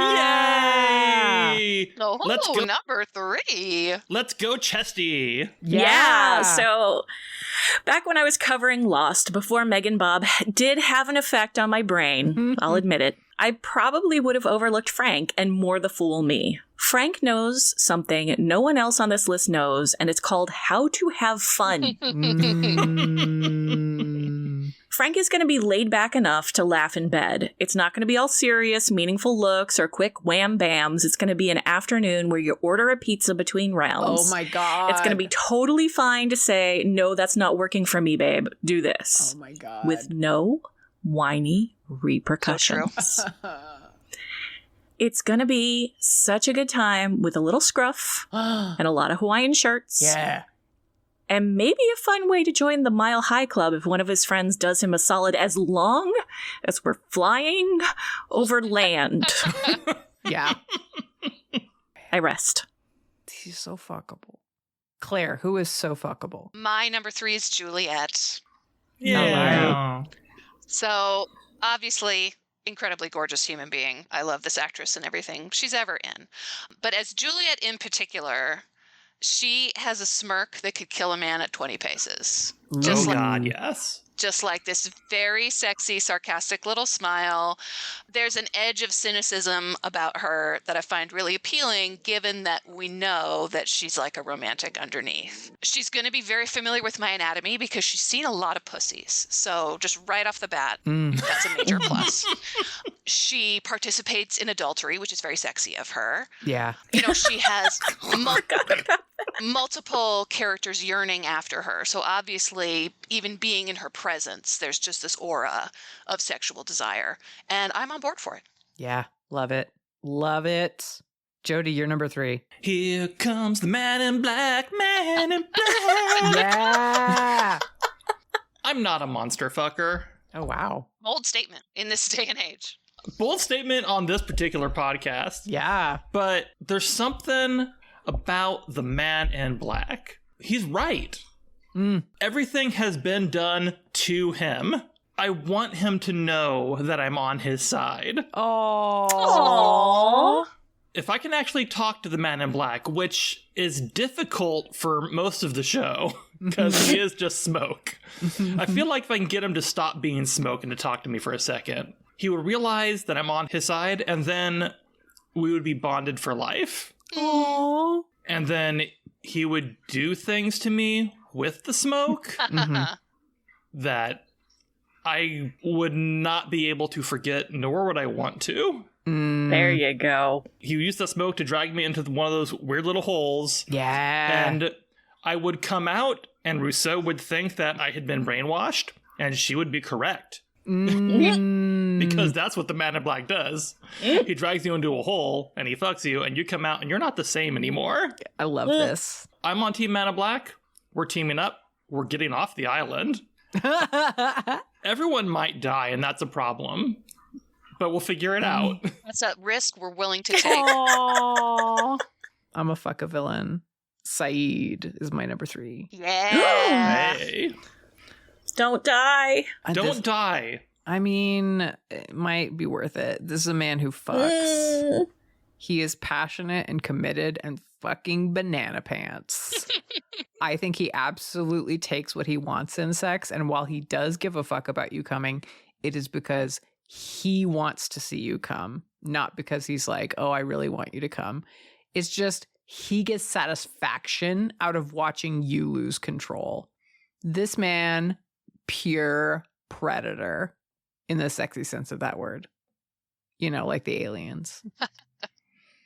Oh, yum, yum, yum, yum, yum. And of course, he is like Stone Cold Fox, obviously. Okay. Claire, you're number 2. Hey, number 2 is a big feels for me. The only lost character I ever wrote erotic fan fiction about. Oh my God! Ben Linus. I'm off the show. Yes! We made it so far. Yes, I'm so proud. Here for it. Ugh. I don't know if I can explain. So, to me, Ben Linus is just that Benoit Blanc meme. You know, it makes no damn sense. It compels me, though. No.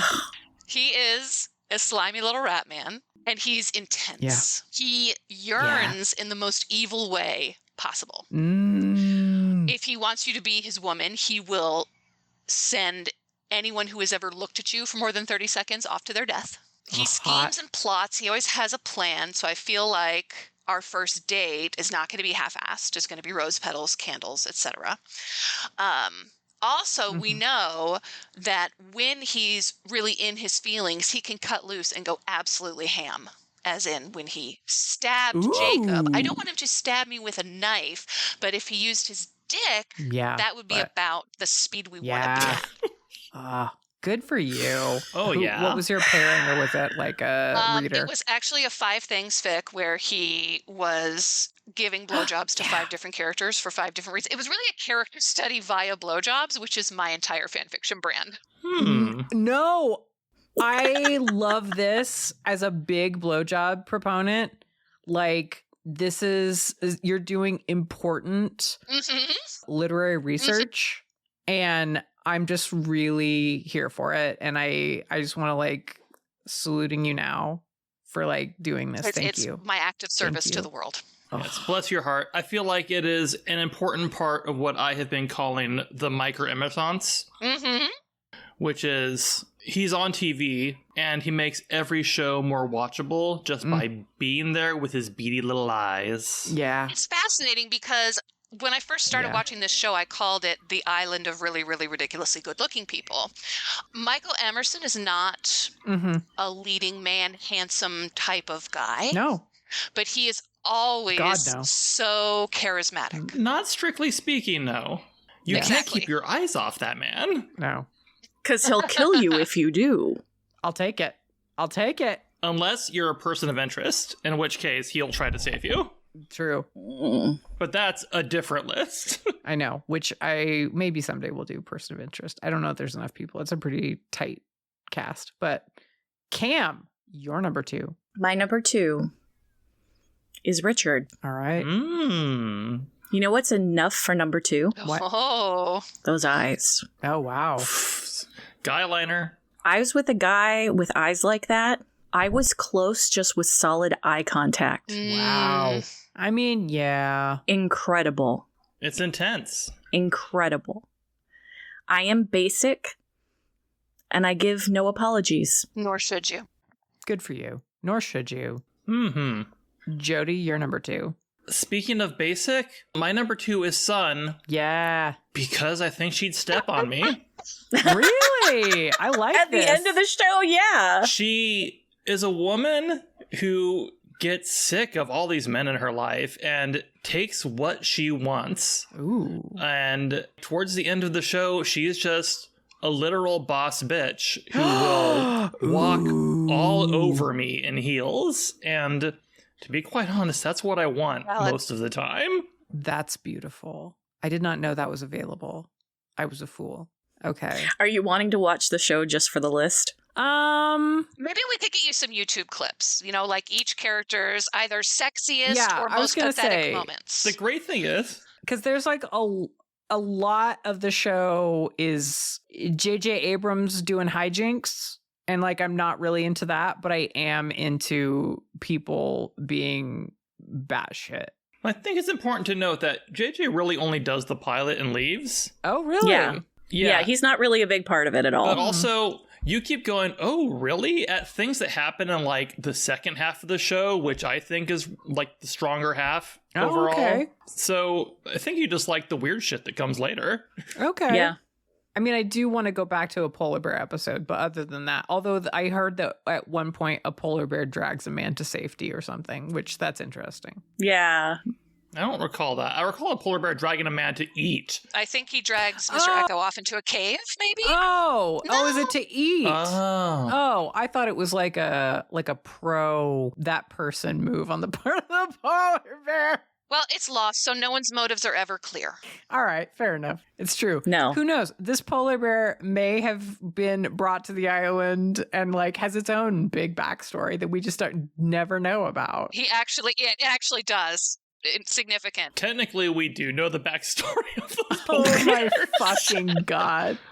One of its cubs was kidnapped. It They was had to have a kidnapping. it was involves on a flight. Time travel and a frozen donkey wheel. Yeah, that's when the show just becomes completely bug This is shit. fucking insane. All right. Well, my number 2, I'm here to be wrong, is Jacob. Bold take. Really pretty hair. I know. Thank you. I mean, this guy has lived a life. I don't really even know how I would approach sex with him, but his perspective on the world makes me suspect that he'd see how like connection to people can be a kind of redemption and that there's something beautiful in us, which is really vulnerable. That's like a brave kind of sex to have.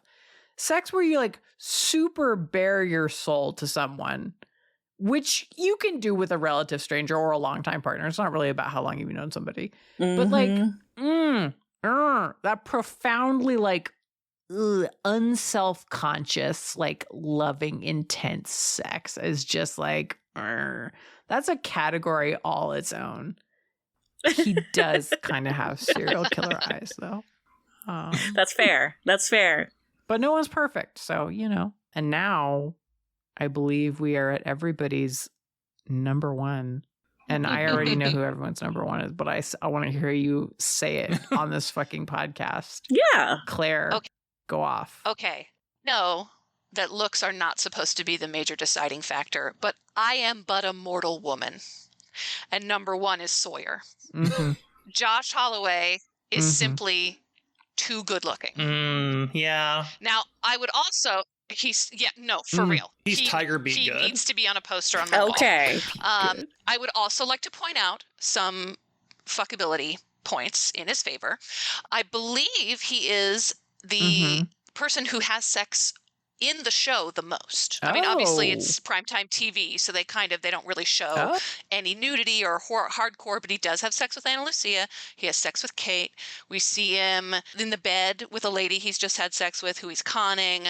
I don't know if we ever get any like bed shots of him and Julia together, but we obviously know that they're fucking. So he gets around in canon.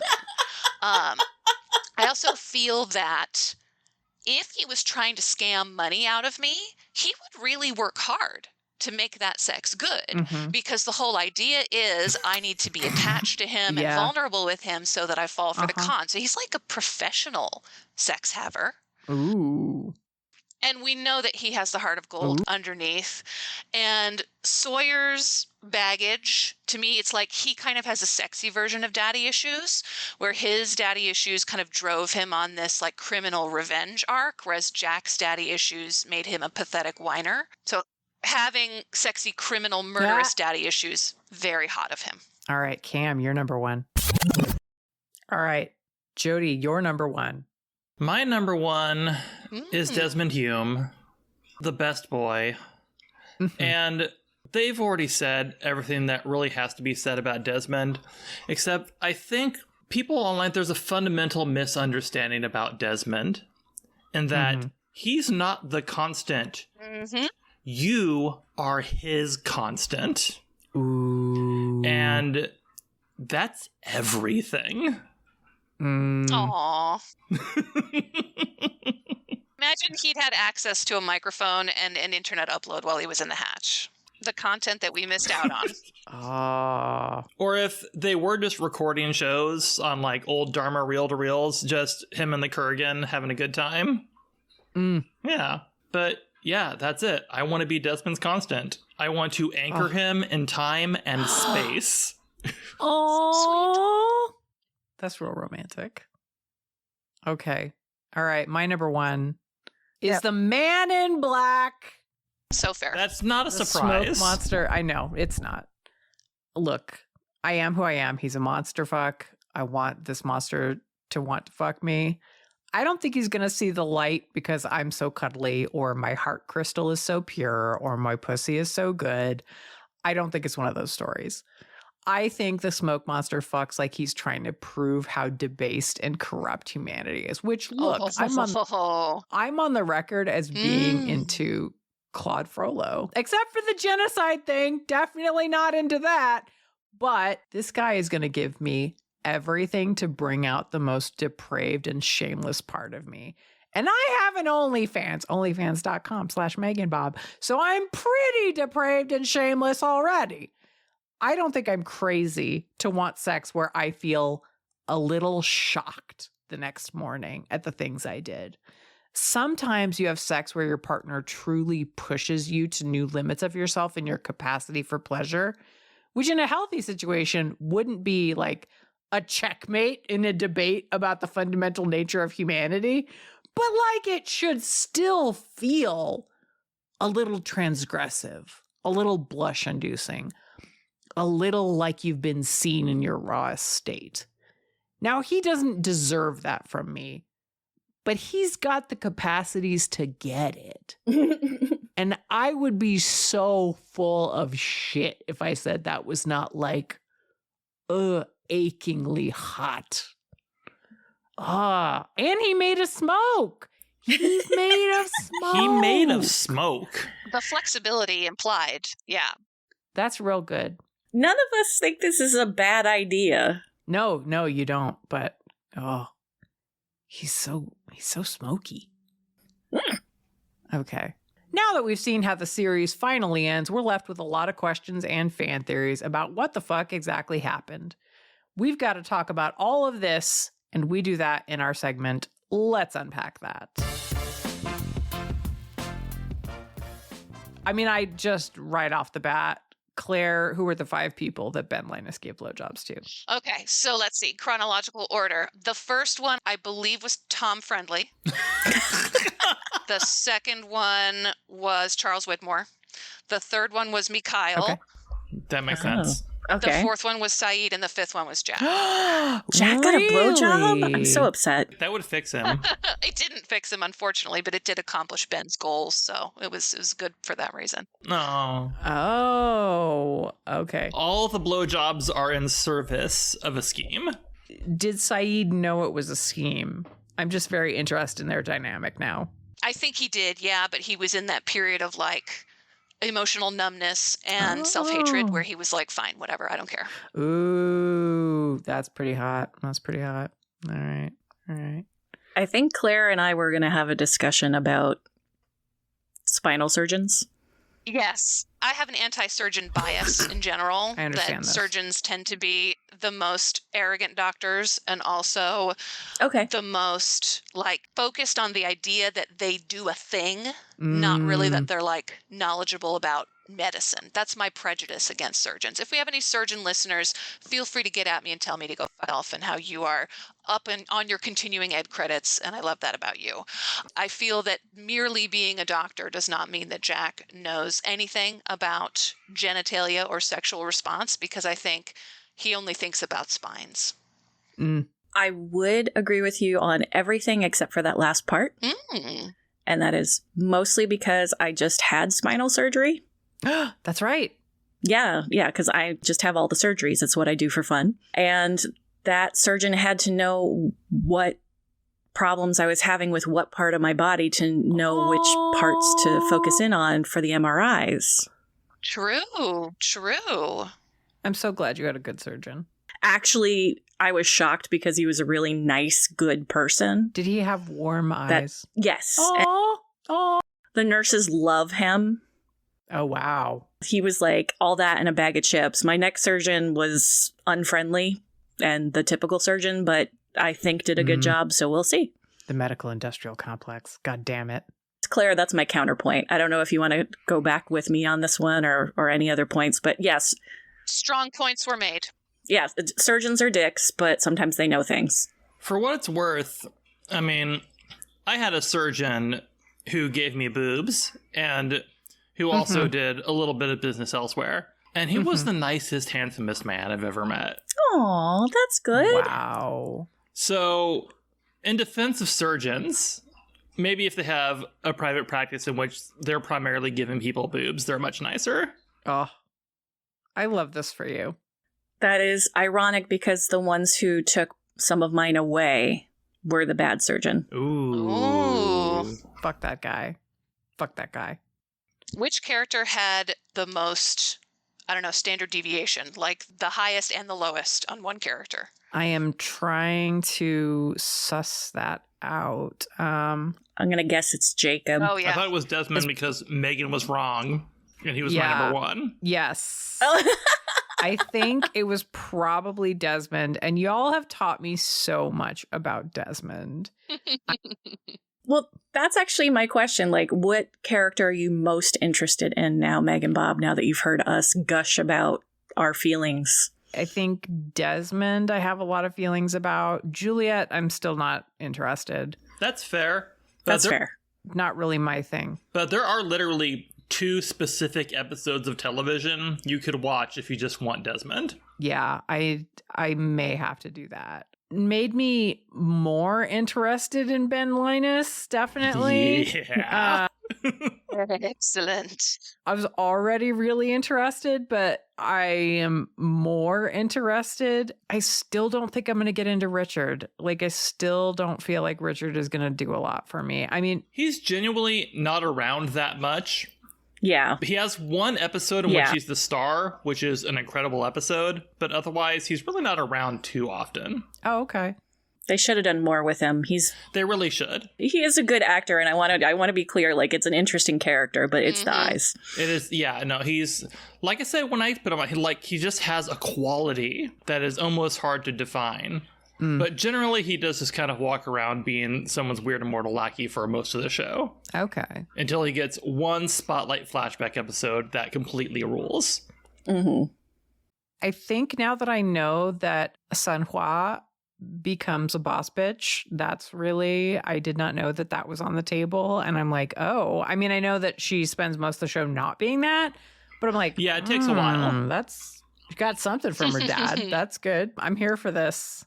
Y'all kind of like turned me off of Charlie, I'll say. I still love a bad decision fuck. He's a nice boy. Okay. He would just be a terrible fuck. Okay. Yeah. I assumed that Locke was like super fuckable because of Terry O'Quinn's eyes, but I see now that Locke is garbage, and that's unfortunate. Look, he plays the character as written very well. Because he's still Terry O'Quinn. Oh, yeah. Amazing performance and amazing writing of a piece of shit. He is written as such that he is awful, but in a way that you understand.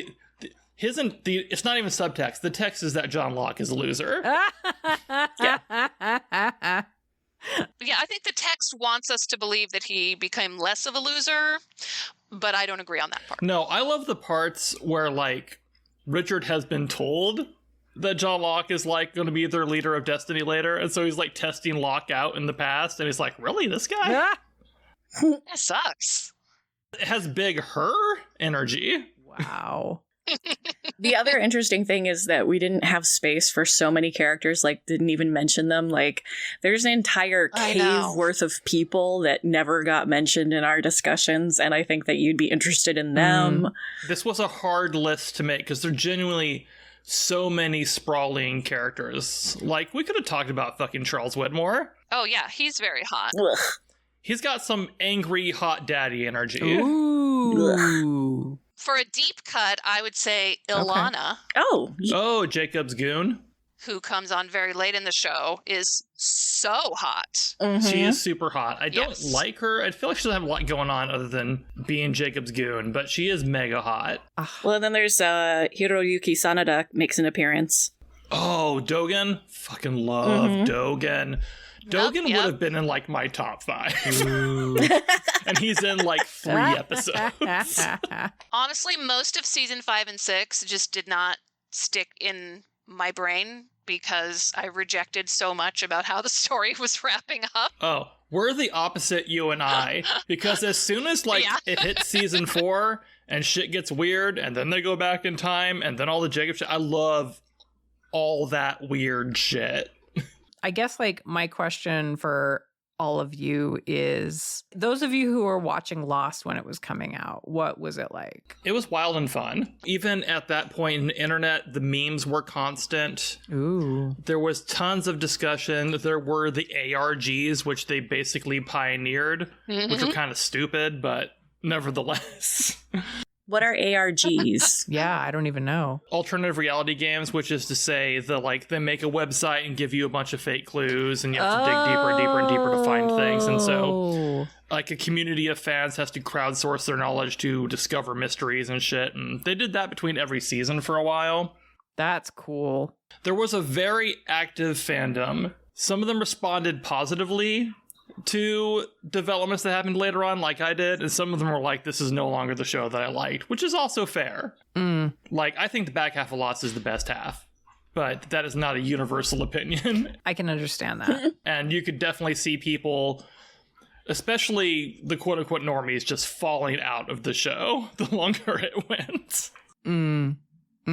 I can completely understand that. Yeah, I'm very much a first half of Lost person because I really enjoyed the show being about interpersonal dynamics and survival and scheming. And then as soon as, like, the supernatural, quasi, this is science that's happening here, the supernatural stuff came in, I love that in a lot of shows, but I just did not want this chocolate in my peanut butter. So the tail end of the show, there's really cool moments in the second half, but just the whole arc of the second half was, like, kind of a floppy letdown for me. But yeah, I mean, I started watching the show when it initially came out because I had been a big Lord of the Rings nerd, and everyone was so excited about Dominic Monaghan getting his career going and getting on this show and having a major role. Yeah, it was a big deal at the time.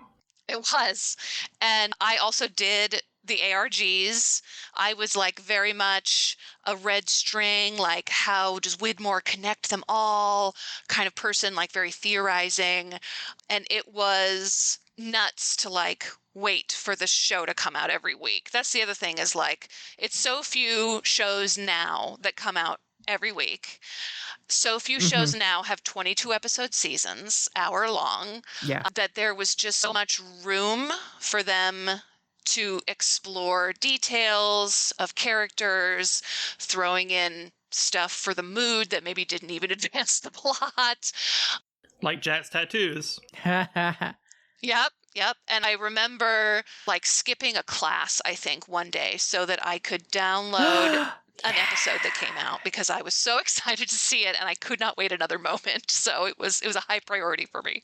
Wow. I love this. This is amazing. What was the fan fiction fandom like? I was not super on that side of the Lost fandom at that time, which is interesting. So this was my LJ fandom period where fandom was like Tumblr wasn't around yet. Yeah. Social media wasn't really a thing yet. So fandom was really concentrated on LiveJournal. And just like I didn't read a lot of Lost fic. It's interesting, the shows that trigger the fanfic part of my brain and the shows that don't. Totally get you. In a way, I feel like the sexier the characters are in canon, the less I feel the need for fic about them fucking. Yeah. So I tend to get really into fic about characters fucking who are not canonical sex havers. I think... Yeah, you got to fill in a blank. There was also something to the show that doesn't necessarily engender itself to fanfic in the moment, because so much of it is finding out what will happen to them and quote-unquote solving the mysteries, even though ultimately I don't think the mysteries were the point. It was all about the characters. But so much of the show is, if you write a fanfic, you might find it immediately nullified by the next episode. Because of the way it swung into changes so rapidly. And that could definitely, I could see, be a turnoff. So I remember, I mean, I'm sure there was fan fiction. I remember there being a lot of like fan media, like songs were weirdly big. Take a look inside. There's your dad in a box. Was a big one. Not to be confused with Dick in the Box. That was, that was it. That was a moment in time. Wow. People were being creative around the show, for sure. But because you don't want to write something and have it immediately invalidated, I don't think there was as much fan fiction as there could have been until after the fact, obviously. I can totally get that. Yeah, I feel like the show did not leave a lot of space to fill in blanks. It's very tight, actually. Yeah, you knew from the very beginning that you were going to get a lot of flashbacks about everybody, whereas in a lot of media and a lot of fiction, there'll be a character who's involved in the story, but you don't get like the full-ass backstory on that person. Yeah. And I think we knew from the beginning that we were going to get backstory on everybody, so it was like there wasn't really that drive to create the backstory, and indeed creating it was disincentivized because it was going to get jossed, so. Okay. I saw like very little of the show and then saw the final episode. That's not going to be super fulfilling for you as a person. No, that made me super curious. How satisfying was the ending at the time? For me personally, I loved it. And I'm still on team Lost Ended Good. I feel like that is a minority team, and I'm okay being on a minority team, as in life. I get this. I am definitely team Lost Ended Bad with a caveat, which is that I feel that the finale was emotionally satisfying, but narratively disappointing.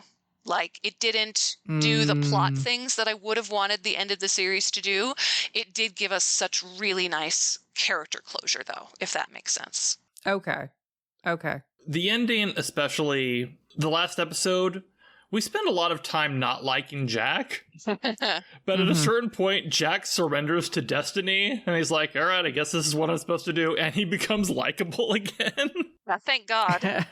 So the show, like, the final episode actually does give you positive closure on Jack, if nothing else. What was your experience of trying to read the wiki about this show without having watched it?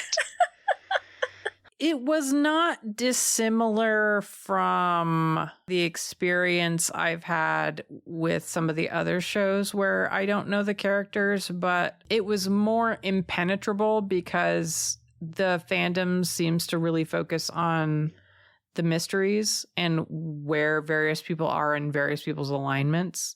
I had a strange kind of experience looking at the wiki and going, oh, there's a reason why Survivor was also like pretty big during this period. Mm-hmm.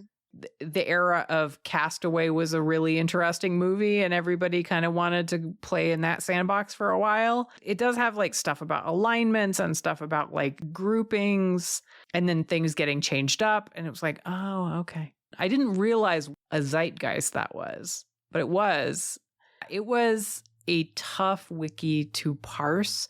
I mean, as you saw with Desmond, like just scraps. Yeah, you got nothing of what make Desmond amazing. Yeah. I think they're trying to be very serious about their wiki and like, no, this is an encyclopedia and encyclopedias don't have vibes. All right, we've hashed out about as much as we're capable of hashing out. This is the part of the show where we get into the numbers, capital letters. That's right. I have our aggregate rankings for the fuckability of TV's Lost. And now we get to find out if y'all think that this is in any way accurate. Oh, those numbers. Yeah. These numbers are Okay. good. Our number 21 is Michael. Unfortunate. Nah. Is it? Is it? It's unfortunate for him. Well, I don't know, because number 20 is Locke. Mm. I thought those would be flip-flopped, but it does mostly mirror my list. Beautifully, number 19 is Jack. Yep. 18 is Shannon. 17 is Daniel. 16 is Jacob. Is that too high for him? No, I don't know. no, it's them. okay. Well, we had a major outlier on the mean there. I know. That's why I always wonder, like, He was dead center for me, so I don't think it's that strange. we have a three-way tie for number 13. This is a weird mix. Echo, Jinsu, and Hurley. That is a weird mix. That is a weird mix. Oh my god. That would be a weird episode. Yeah. Those three hanging out. Yeah, normally we're like, is that a threesome that anybody would want to watch? And it's like, I cannot, even knowing as little as I do, I'm like, this cannot happen. There's nothing here. Our Hurley Mr. Echo episode actually would be kind of fun to watch. I Yeah. don't know what Jin is doing there. Mm, I feel like Jin fits in with Echo's backstory. Jin does not fit in with Echo on the island. Jin's backstory and Echo's backstory, I could see them banging at some point. oh, there we go. Number 12 is Charlie. 11, Saeed. Jesus. 10, Sanhua. 9 is Kate. 8 is Richard. 7 is Miles. 6 is Ben Linus. Well Maybe. done, slimy little rat man. The Michael Emerson's continues. He's wonderful. I think this will make a lot of you happy. Number 5 is Frank.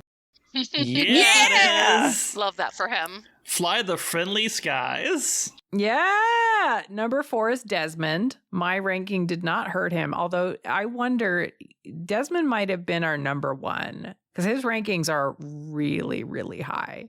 So Desmond might have been our number 1, if not for my ignorance. Number 3 is Sawyer. 2 is Juliet. And number 1 is the Man in Black.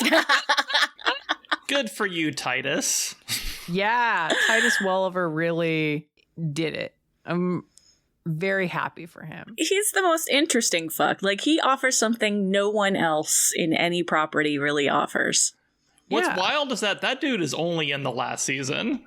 Yeah. And Oh, he wow. brings so Yeah, much to fucking- it. Wow. Good acting. Good man. on you, Bosch. Yeah. Our median for this lost episode of Hard Choices is Saeed, the haughty torturer. I think this might come up on the medians episode of Hard Choices, but Saeed might be a somewhat controversial pick for the median position just because, wow, he doesn't feel like a median, does he? Does he? But then again, maybe if you were watching Lost at the time of airing, you'd be like, you know what? This all tracks. Right into the show. Is Saeed from Lost the obvious pick for median of fuckability in the world of Lost? Does it say everything about the world of Lost that it's Saeed? Or does it say Megan Bob has no self-preservation? That may be what it says. We've scienced mathematically now for the numbers of the heart and loins. How fuckable is this universe? So, relative superfans, on a scale of 1 to 10, 10 being the most fuckable a universe could possibly be, how fuckable is the world of Lost? Extremely. We've talked about relative. Our rankings are such that I still think I'd fuck just about everybody. Oh, It wow. would just, there's degrees to which I want to, except for Locke. Yeah, to me, I feel like the Lost universe is very polarized for me because I have a clear tier at the top of people I'm just absolutely drooling over. And there's a tier at the bottom where I would, lock myself in a chastity device for the rest of my life rather than let them anywhere near my genitalia. And then there's kind of this middle terrain where it's like the normal people. It's fine. It's maybe a little bad. I guess I gotta give it like a 5 for that reason, because some of the universe is incredibly fuckable and some of the people I'm just allergic to sexually. Oh, wow. Oh, if we're doing numbers, I guess 8 out of 10. Oh, nice. Okay. All right, Cam, you? I think I'd go with like a 3. Oh, wow. I don't like dying. Like, you all are fine with dying, and I'm not okay with dying. And you don't like drama, it sounds like. I'm also not okay with dying, but I feel like I'd hang in there. I don't think I'd die. Although people do die there. I am an extra on this show, and I don't want, we know what happens with extras on the show. But listen, to be absolutely 100% clear, we have to live together or we're gonna die alone. Out. Out. I think I have to give it probably about a 5, 4 or 5. But it is not necessarily a show for my kind of what I like to see in people. So it wasn't necessarily going to hit that with the way that it was talking about these characters. I also don't know, I wasn't driven to watch Lost at the time. And I don't know that I would be super compelled by it now. Especially going back. I don't know how it's aged. Although, I don't know. Jody, how is it aged? I like it more now. Oh, okay. I think it's divorced of baggage. Oh, that's nice. As was airing, a lot of expectations continued to be placed upon it by all sorts of different people, all wanting different things. But now, it's, 15 years later or whatever, it exists as a unit of television that stands on its own merits. So you can just take what it brings to the table and it works. It mostly works. I'm not going to say it's a hundo. It's got some problematic themes in it. So that's something to keep in mind if you're somebody coming at it from a 2020s perspective. It's a made in the 2000s. It's a product of its time. Yeah. I was definitely wondering about that aspect of it. Yeah, there's a magical black woman. Oh. Well, that's not great. It writes women in general relatively poorly. Ah, okay. With some rare exceptions like Juliet. Okay. All right. Well, that moves us very neatly into the segment that we close out with, where we try to pin down exactly what did we learn here today.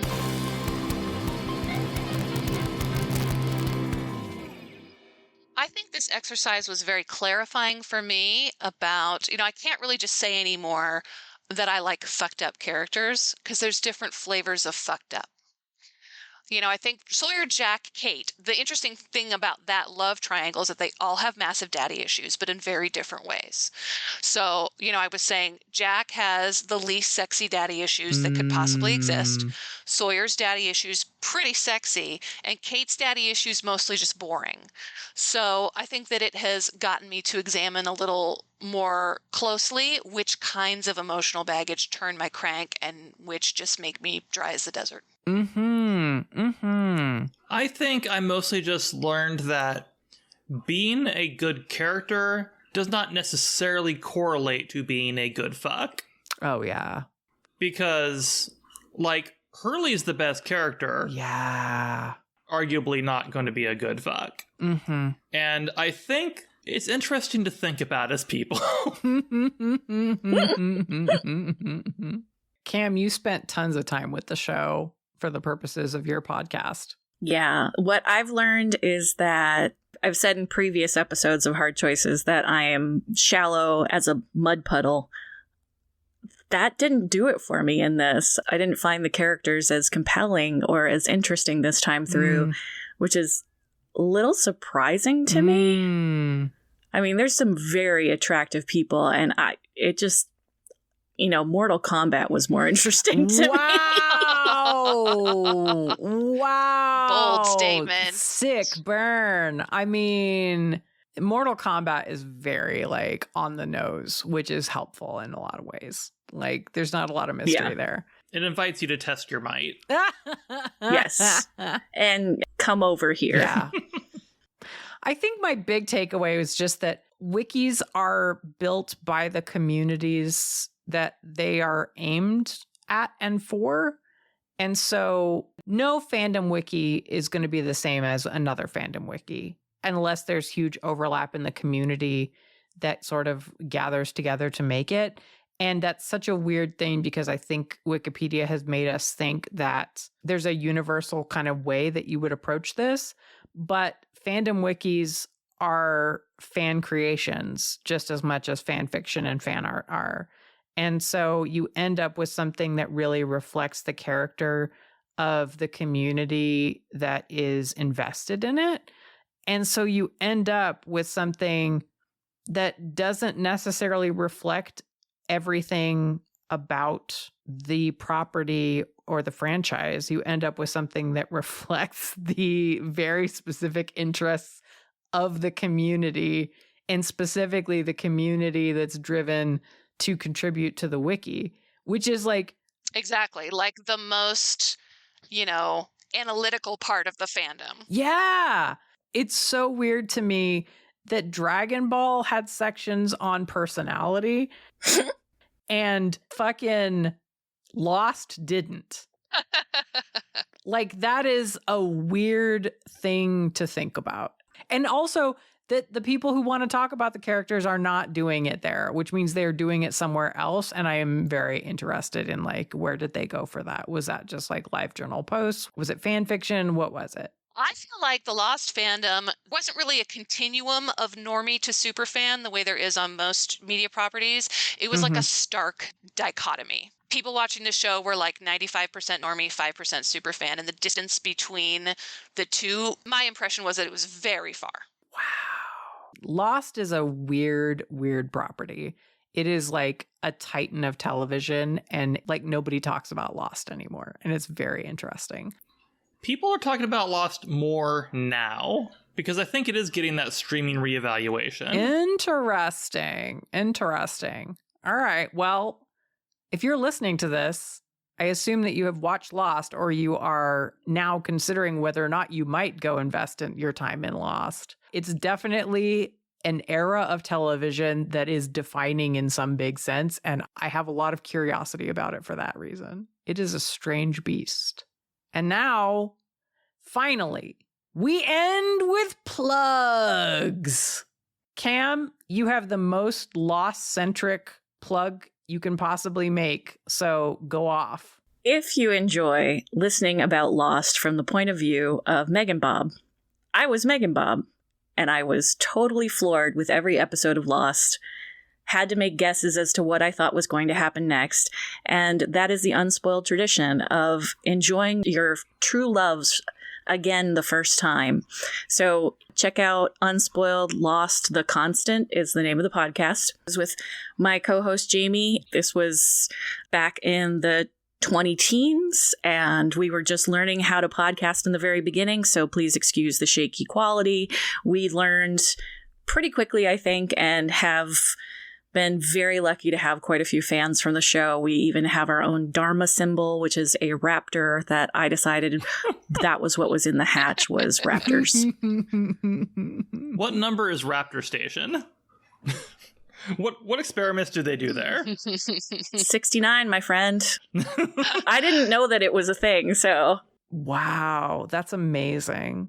Jody, would you like to plug your shit? So I have drawn webcomics for 25 years this month. Holy shit, congratulations. That's amazing. Huge. Yeah, I'm Comic Skeleton online. And a lot of that stuff you can find at longtalljody.com, which is also my screen name on Blue Sky if you want to hear me rant about things. Jody's a good follow. Thank you. My comics run the gamut. Primarily these days, they tend to be largely about like literature or things that I'm writing. Like I like to dunk on literature a lot because it's just a thing that I do. Mm-hmm. And then also I letter comic books for other people professionally, like in Star Treks and stuff. But that's my creative things. I mean, I guess it's creative, but it's like, if you want to really know what my deal is, longtalljody.com. Hell yeah. All right, Claire, plug your shit. It's so new that I have a show to plug. My show is Relationship Mastery. It's two nerds discussing sex and relationships, which are definitely things both of us have had at some point. Mm-hmm. It is a sister show to System Mastery, which is about old TTRPGs. You can find us on the web at systemmasterypodcast.com. Relationship Mastery also gets posted there. And then Relationship Mastery is on Blue Sky at Relationship Mass, because there's not enough characters for anything more. But you could also read it as Relationshipmas. We're giving you relationships as a gift. All right. I am Megan Bob, the host and creator of Hard Choices. We have so many episodes on the feed for you to enjoy, and I hope you have some fun exploring them.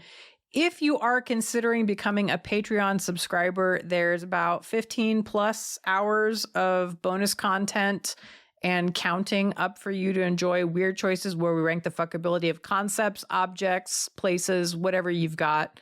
I think I've got one dropping soon. Oh, very Chuck Tingle of you. Oh, thank you. Thank you. I've got one dropping soon ranking the fuckability of polyhedral dice that I recorded with James D'Amato. Yeah, that sounds right. Yeah, it is right. I've got one on the feed about office supplies that I recorded with Cam Servo. Thank you, Cam, for editing. I am also Megan Bob, the OnlyFans creator at onlyfans.com/MeganBob, where my page is stone cold free to subscribe to. I have paid posts where you can see my real life tits. Real life. They're not even ghost tits. They're amazing. Thank you. Oh, thank you. They're amazing. Thank you. And my real life sexuality in a variety of very sexy ways. You want to see me dressed up as Velma? Or as a 1950s swinger housewife or a goth stripper? Please come look at me. Also, I do dick ratings because I love dick pics. I just do, okay? Sorry, not sorry. The sexy tiers over on Patreon also get teasers of what goes up on OnlyFans, so if you're into the cheesecakey stuff but don't want to get into bed with OnlyFans, understandable, you can absolutely do that instead. And if you just love the show, if you just love Hard Choices, and you're like, you know what, I want it to blow up, share it on social media. Social media is a hellscape for adult content these days. It's a hellscape in general. So if you share it on Reddit, on Blue Sky, on Instagram, wherever you hang out, it is vital to the growth of any podcast and basically the ability of Hard Choices to afford to do things like bad choices, like editing bonus episodes, like luring cool new guests into the mix like we did today, all of that. Thank you so much for listening to this episode of Hard Choices. You're the goddamn best. I'm glad you're here. And maybe we'll see you next month when we get down with the extremely popular video game that I know some things about. Overwatch. Ooh. Bye.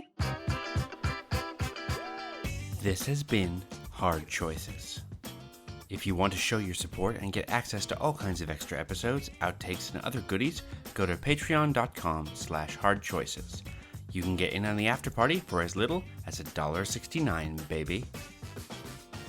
You can see more of Megan Bob's solo work over at onlyfans.com/meganbob. It's free to subscribe, and there's some choice stuff to savor if you're ready to drop a few bucks on bespoke sexiness. If you had a good time listening, please leave a 5-star review wherever you get your podcast. Heck, drop a recommendation for us on social media.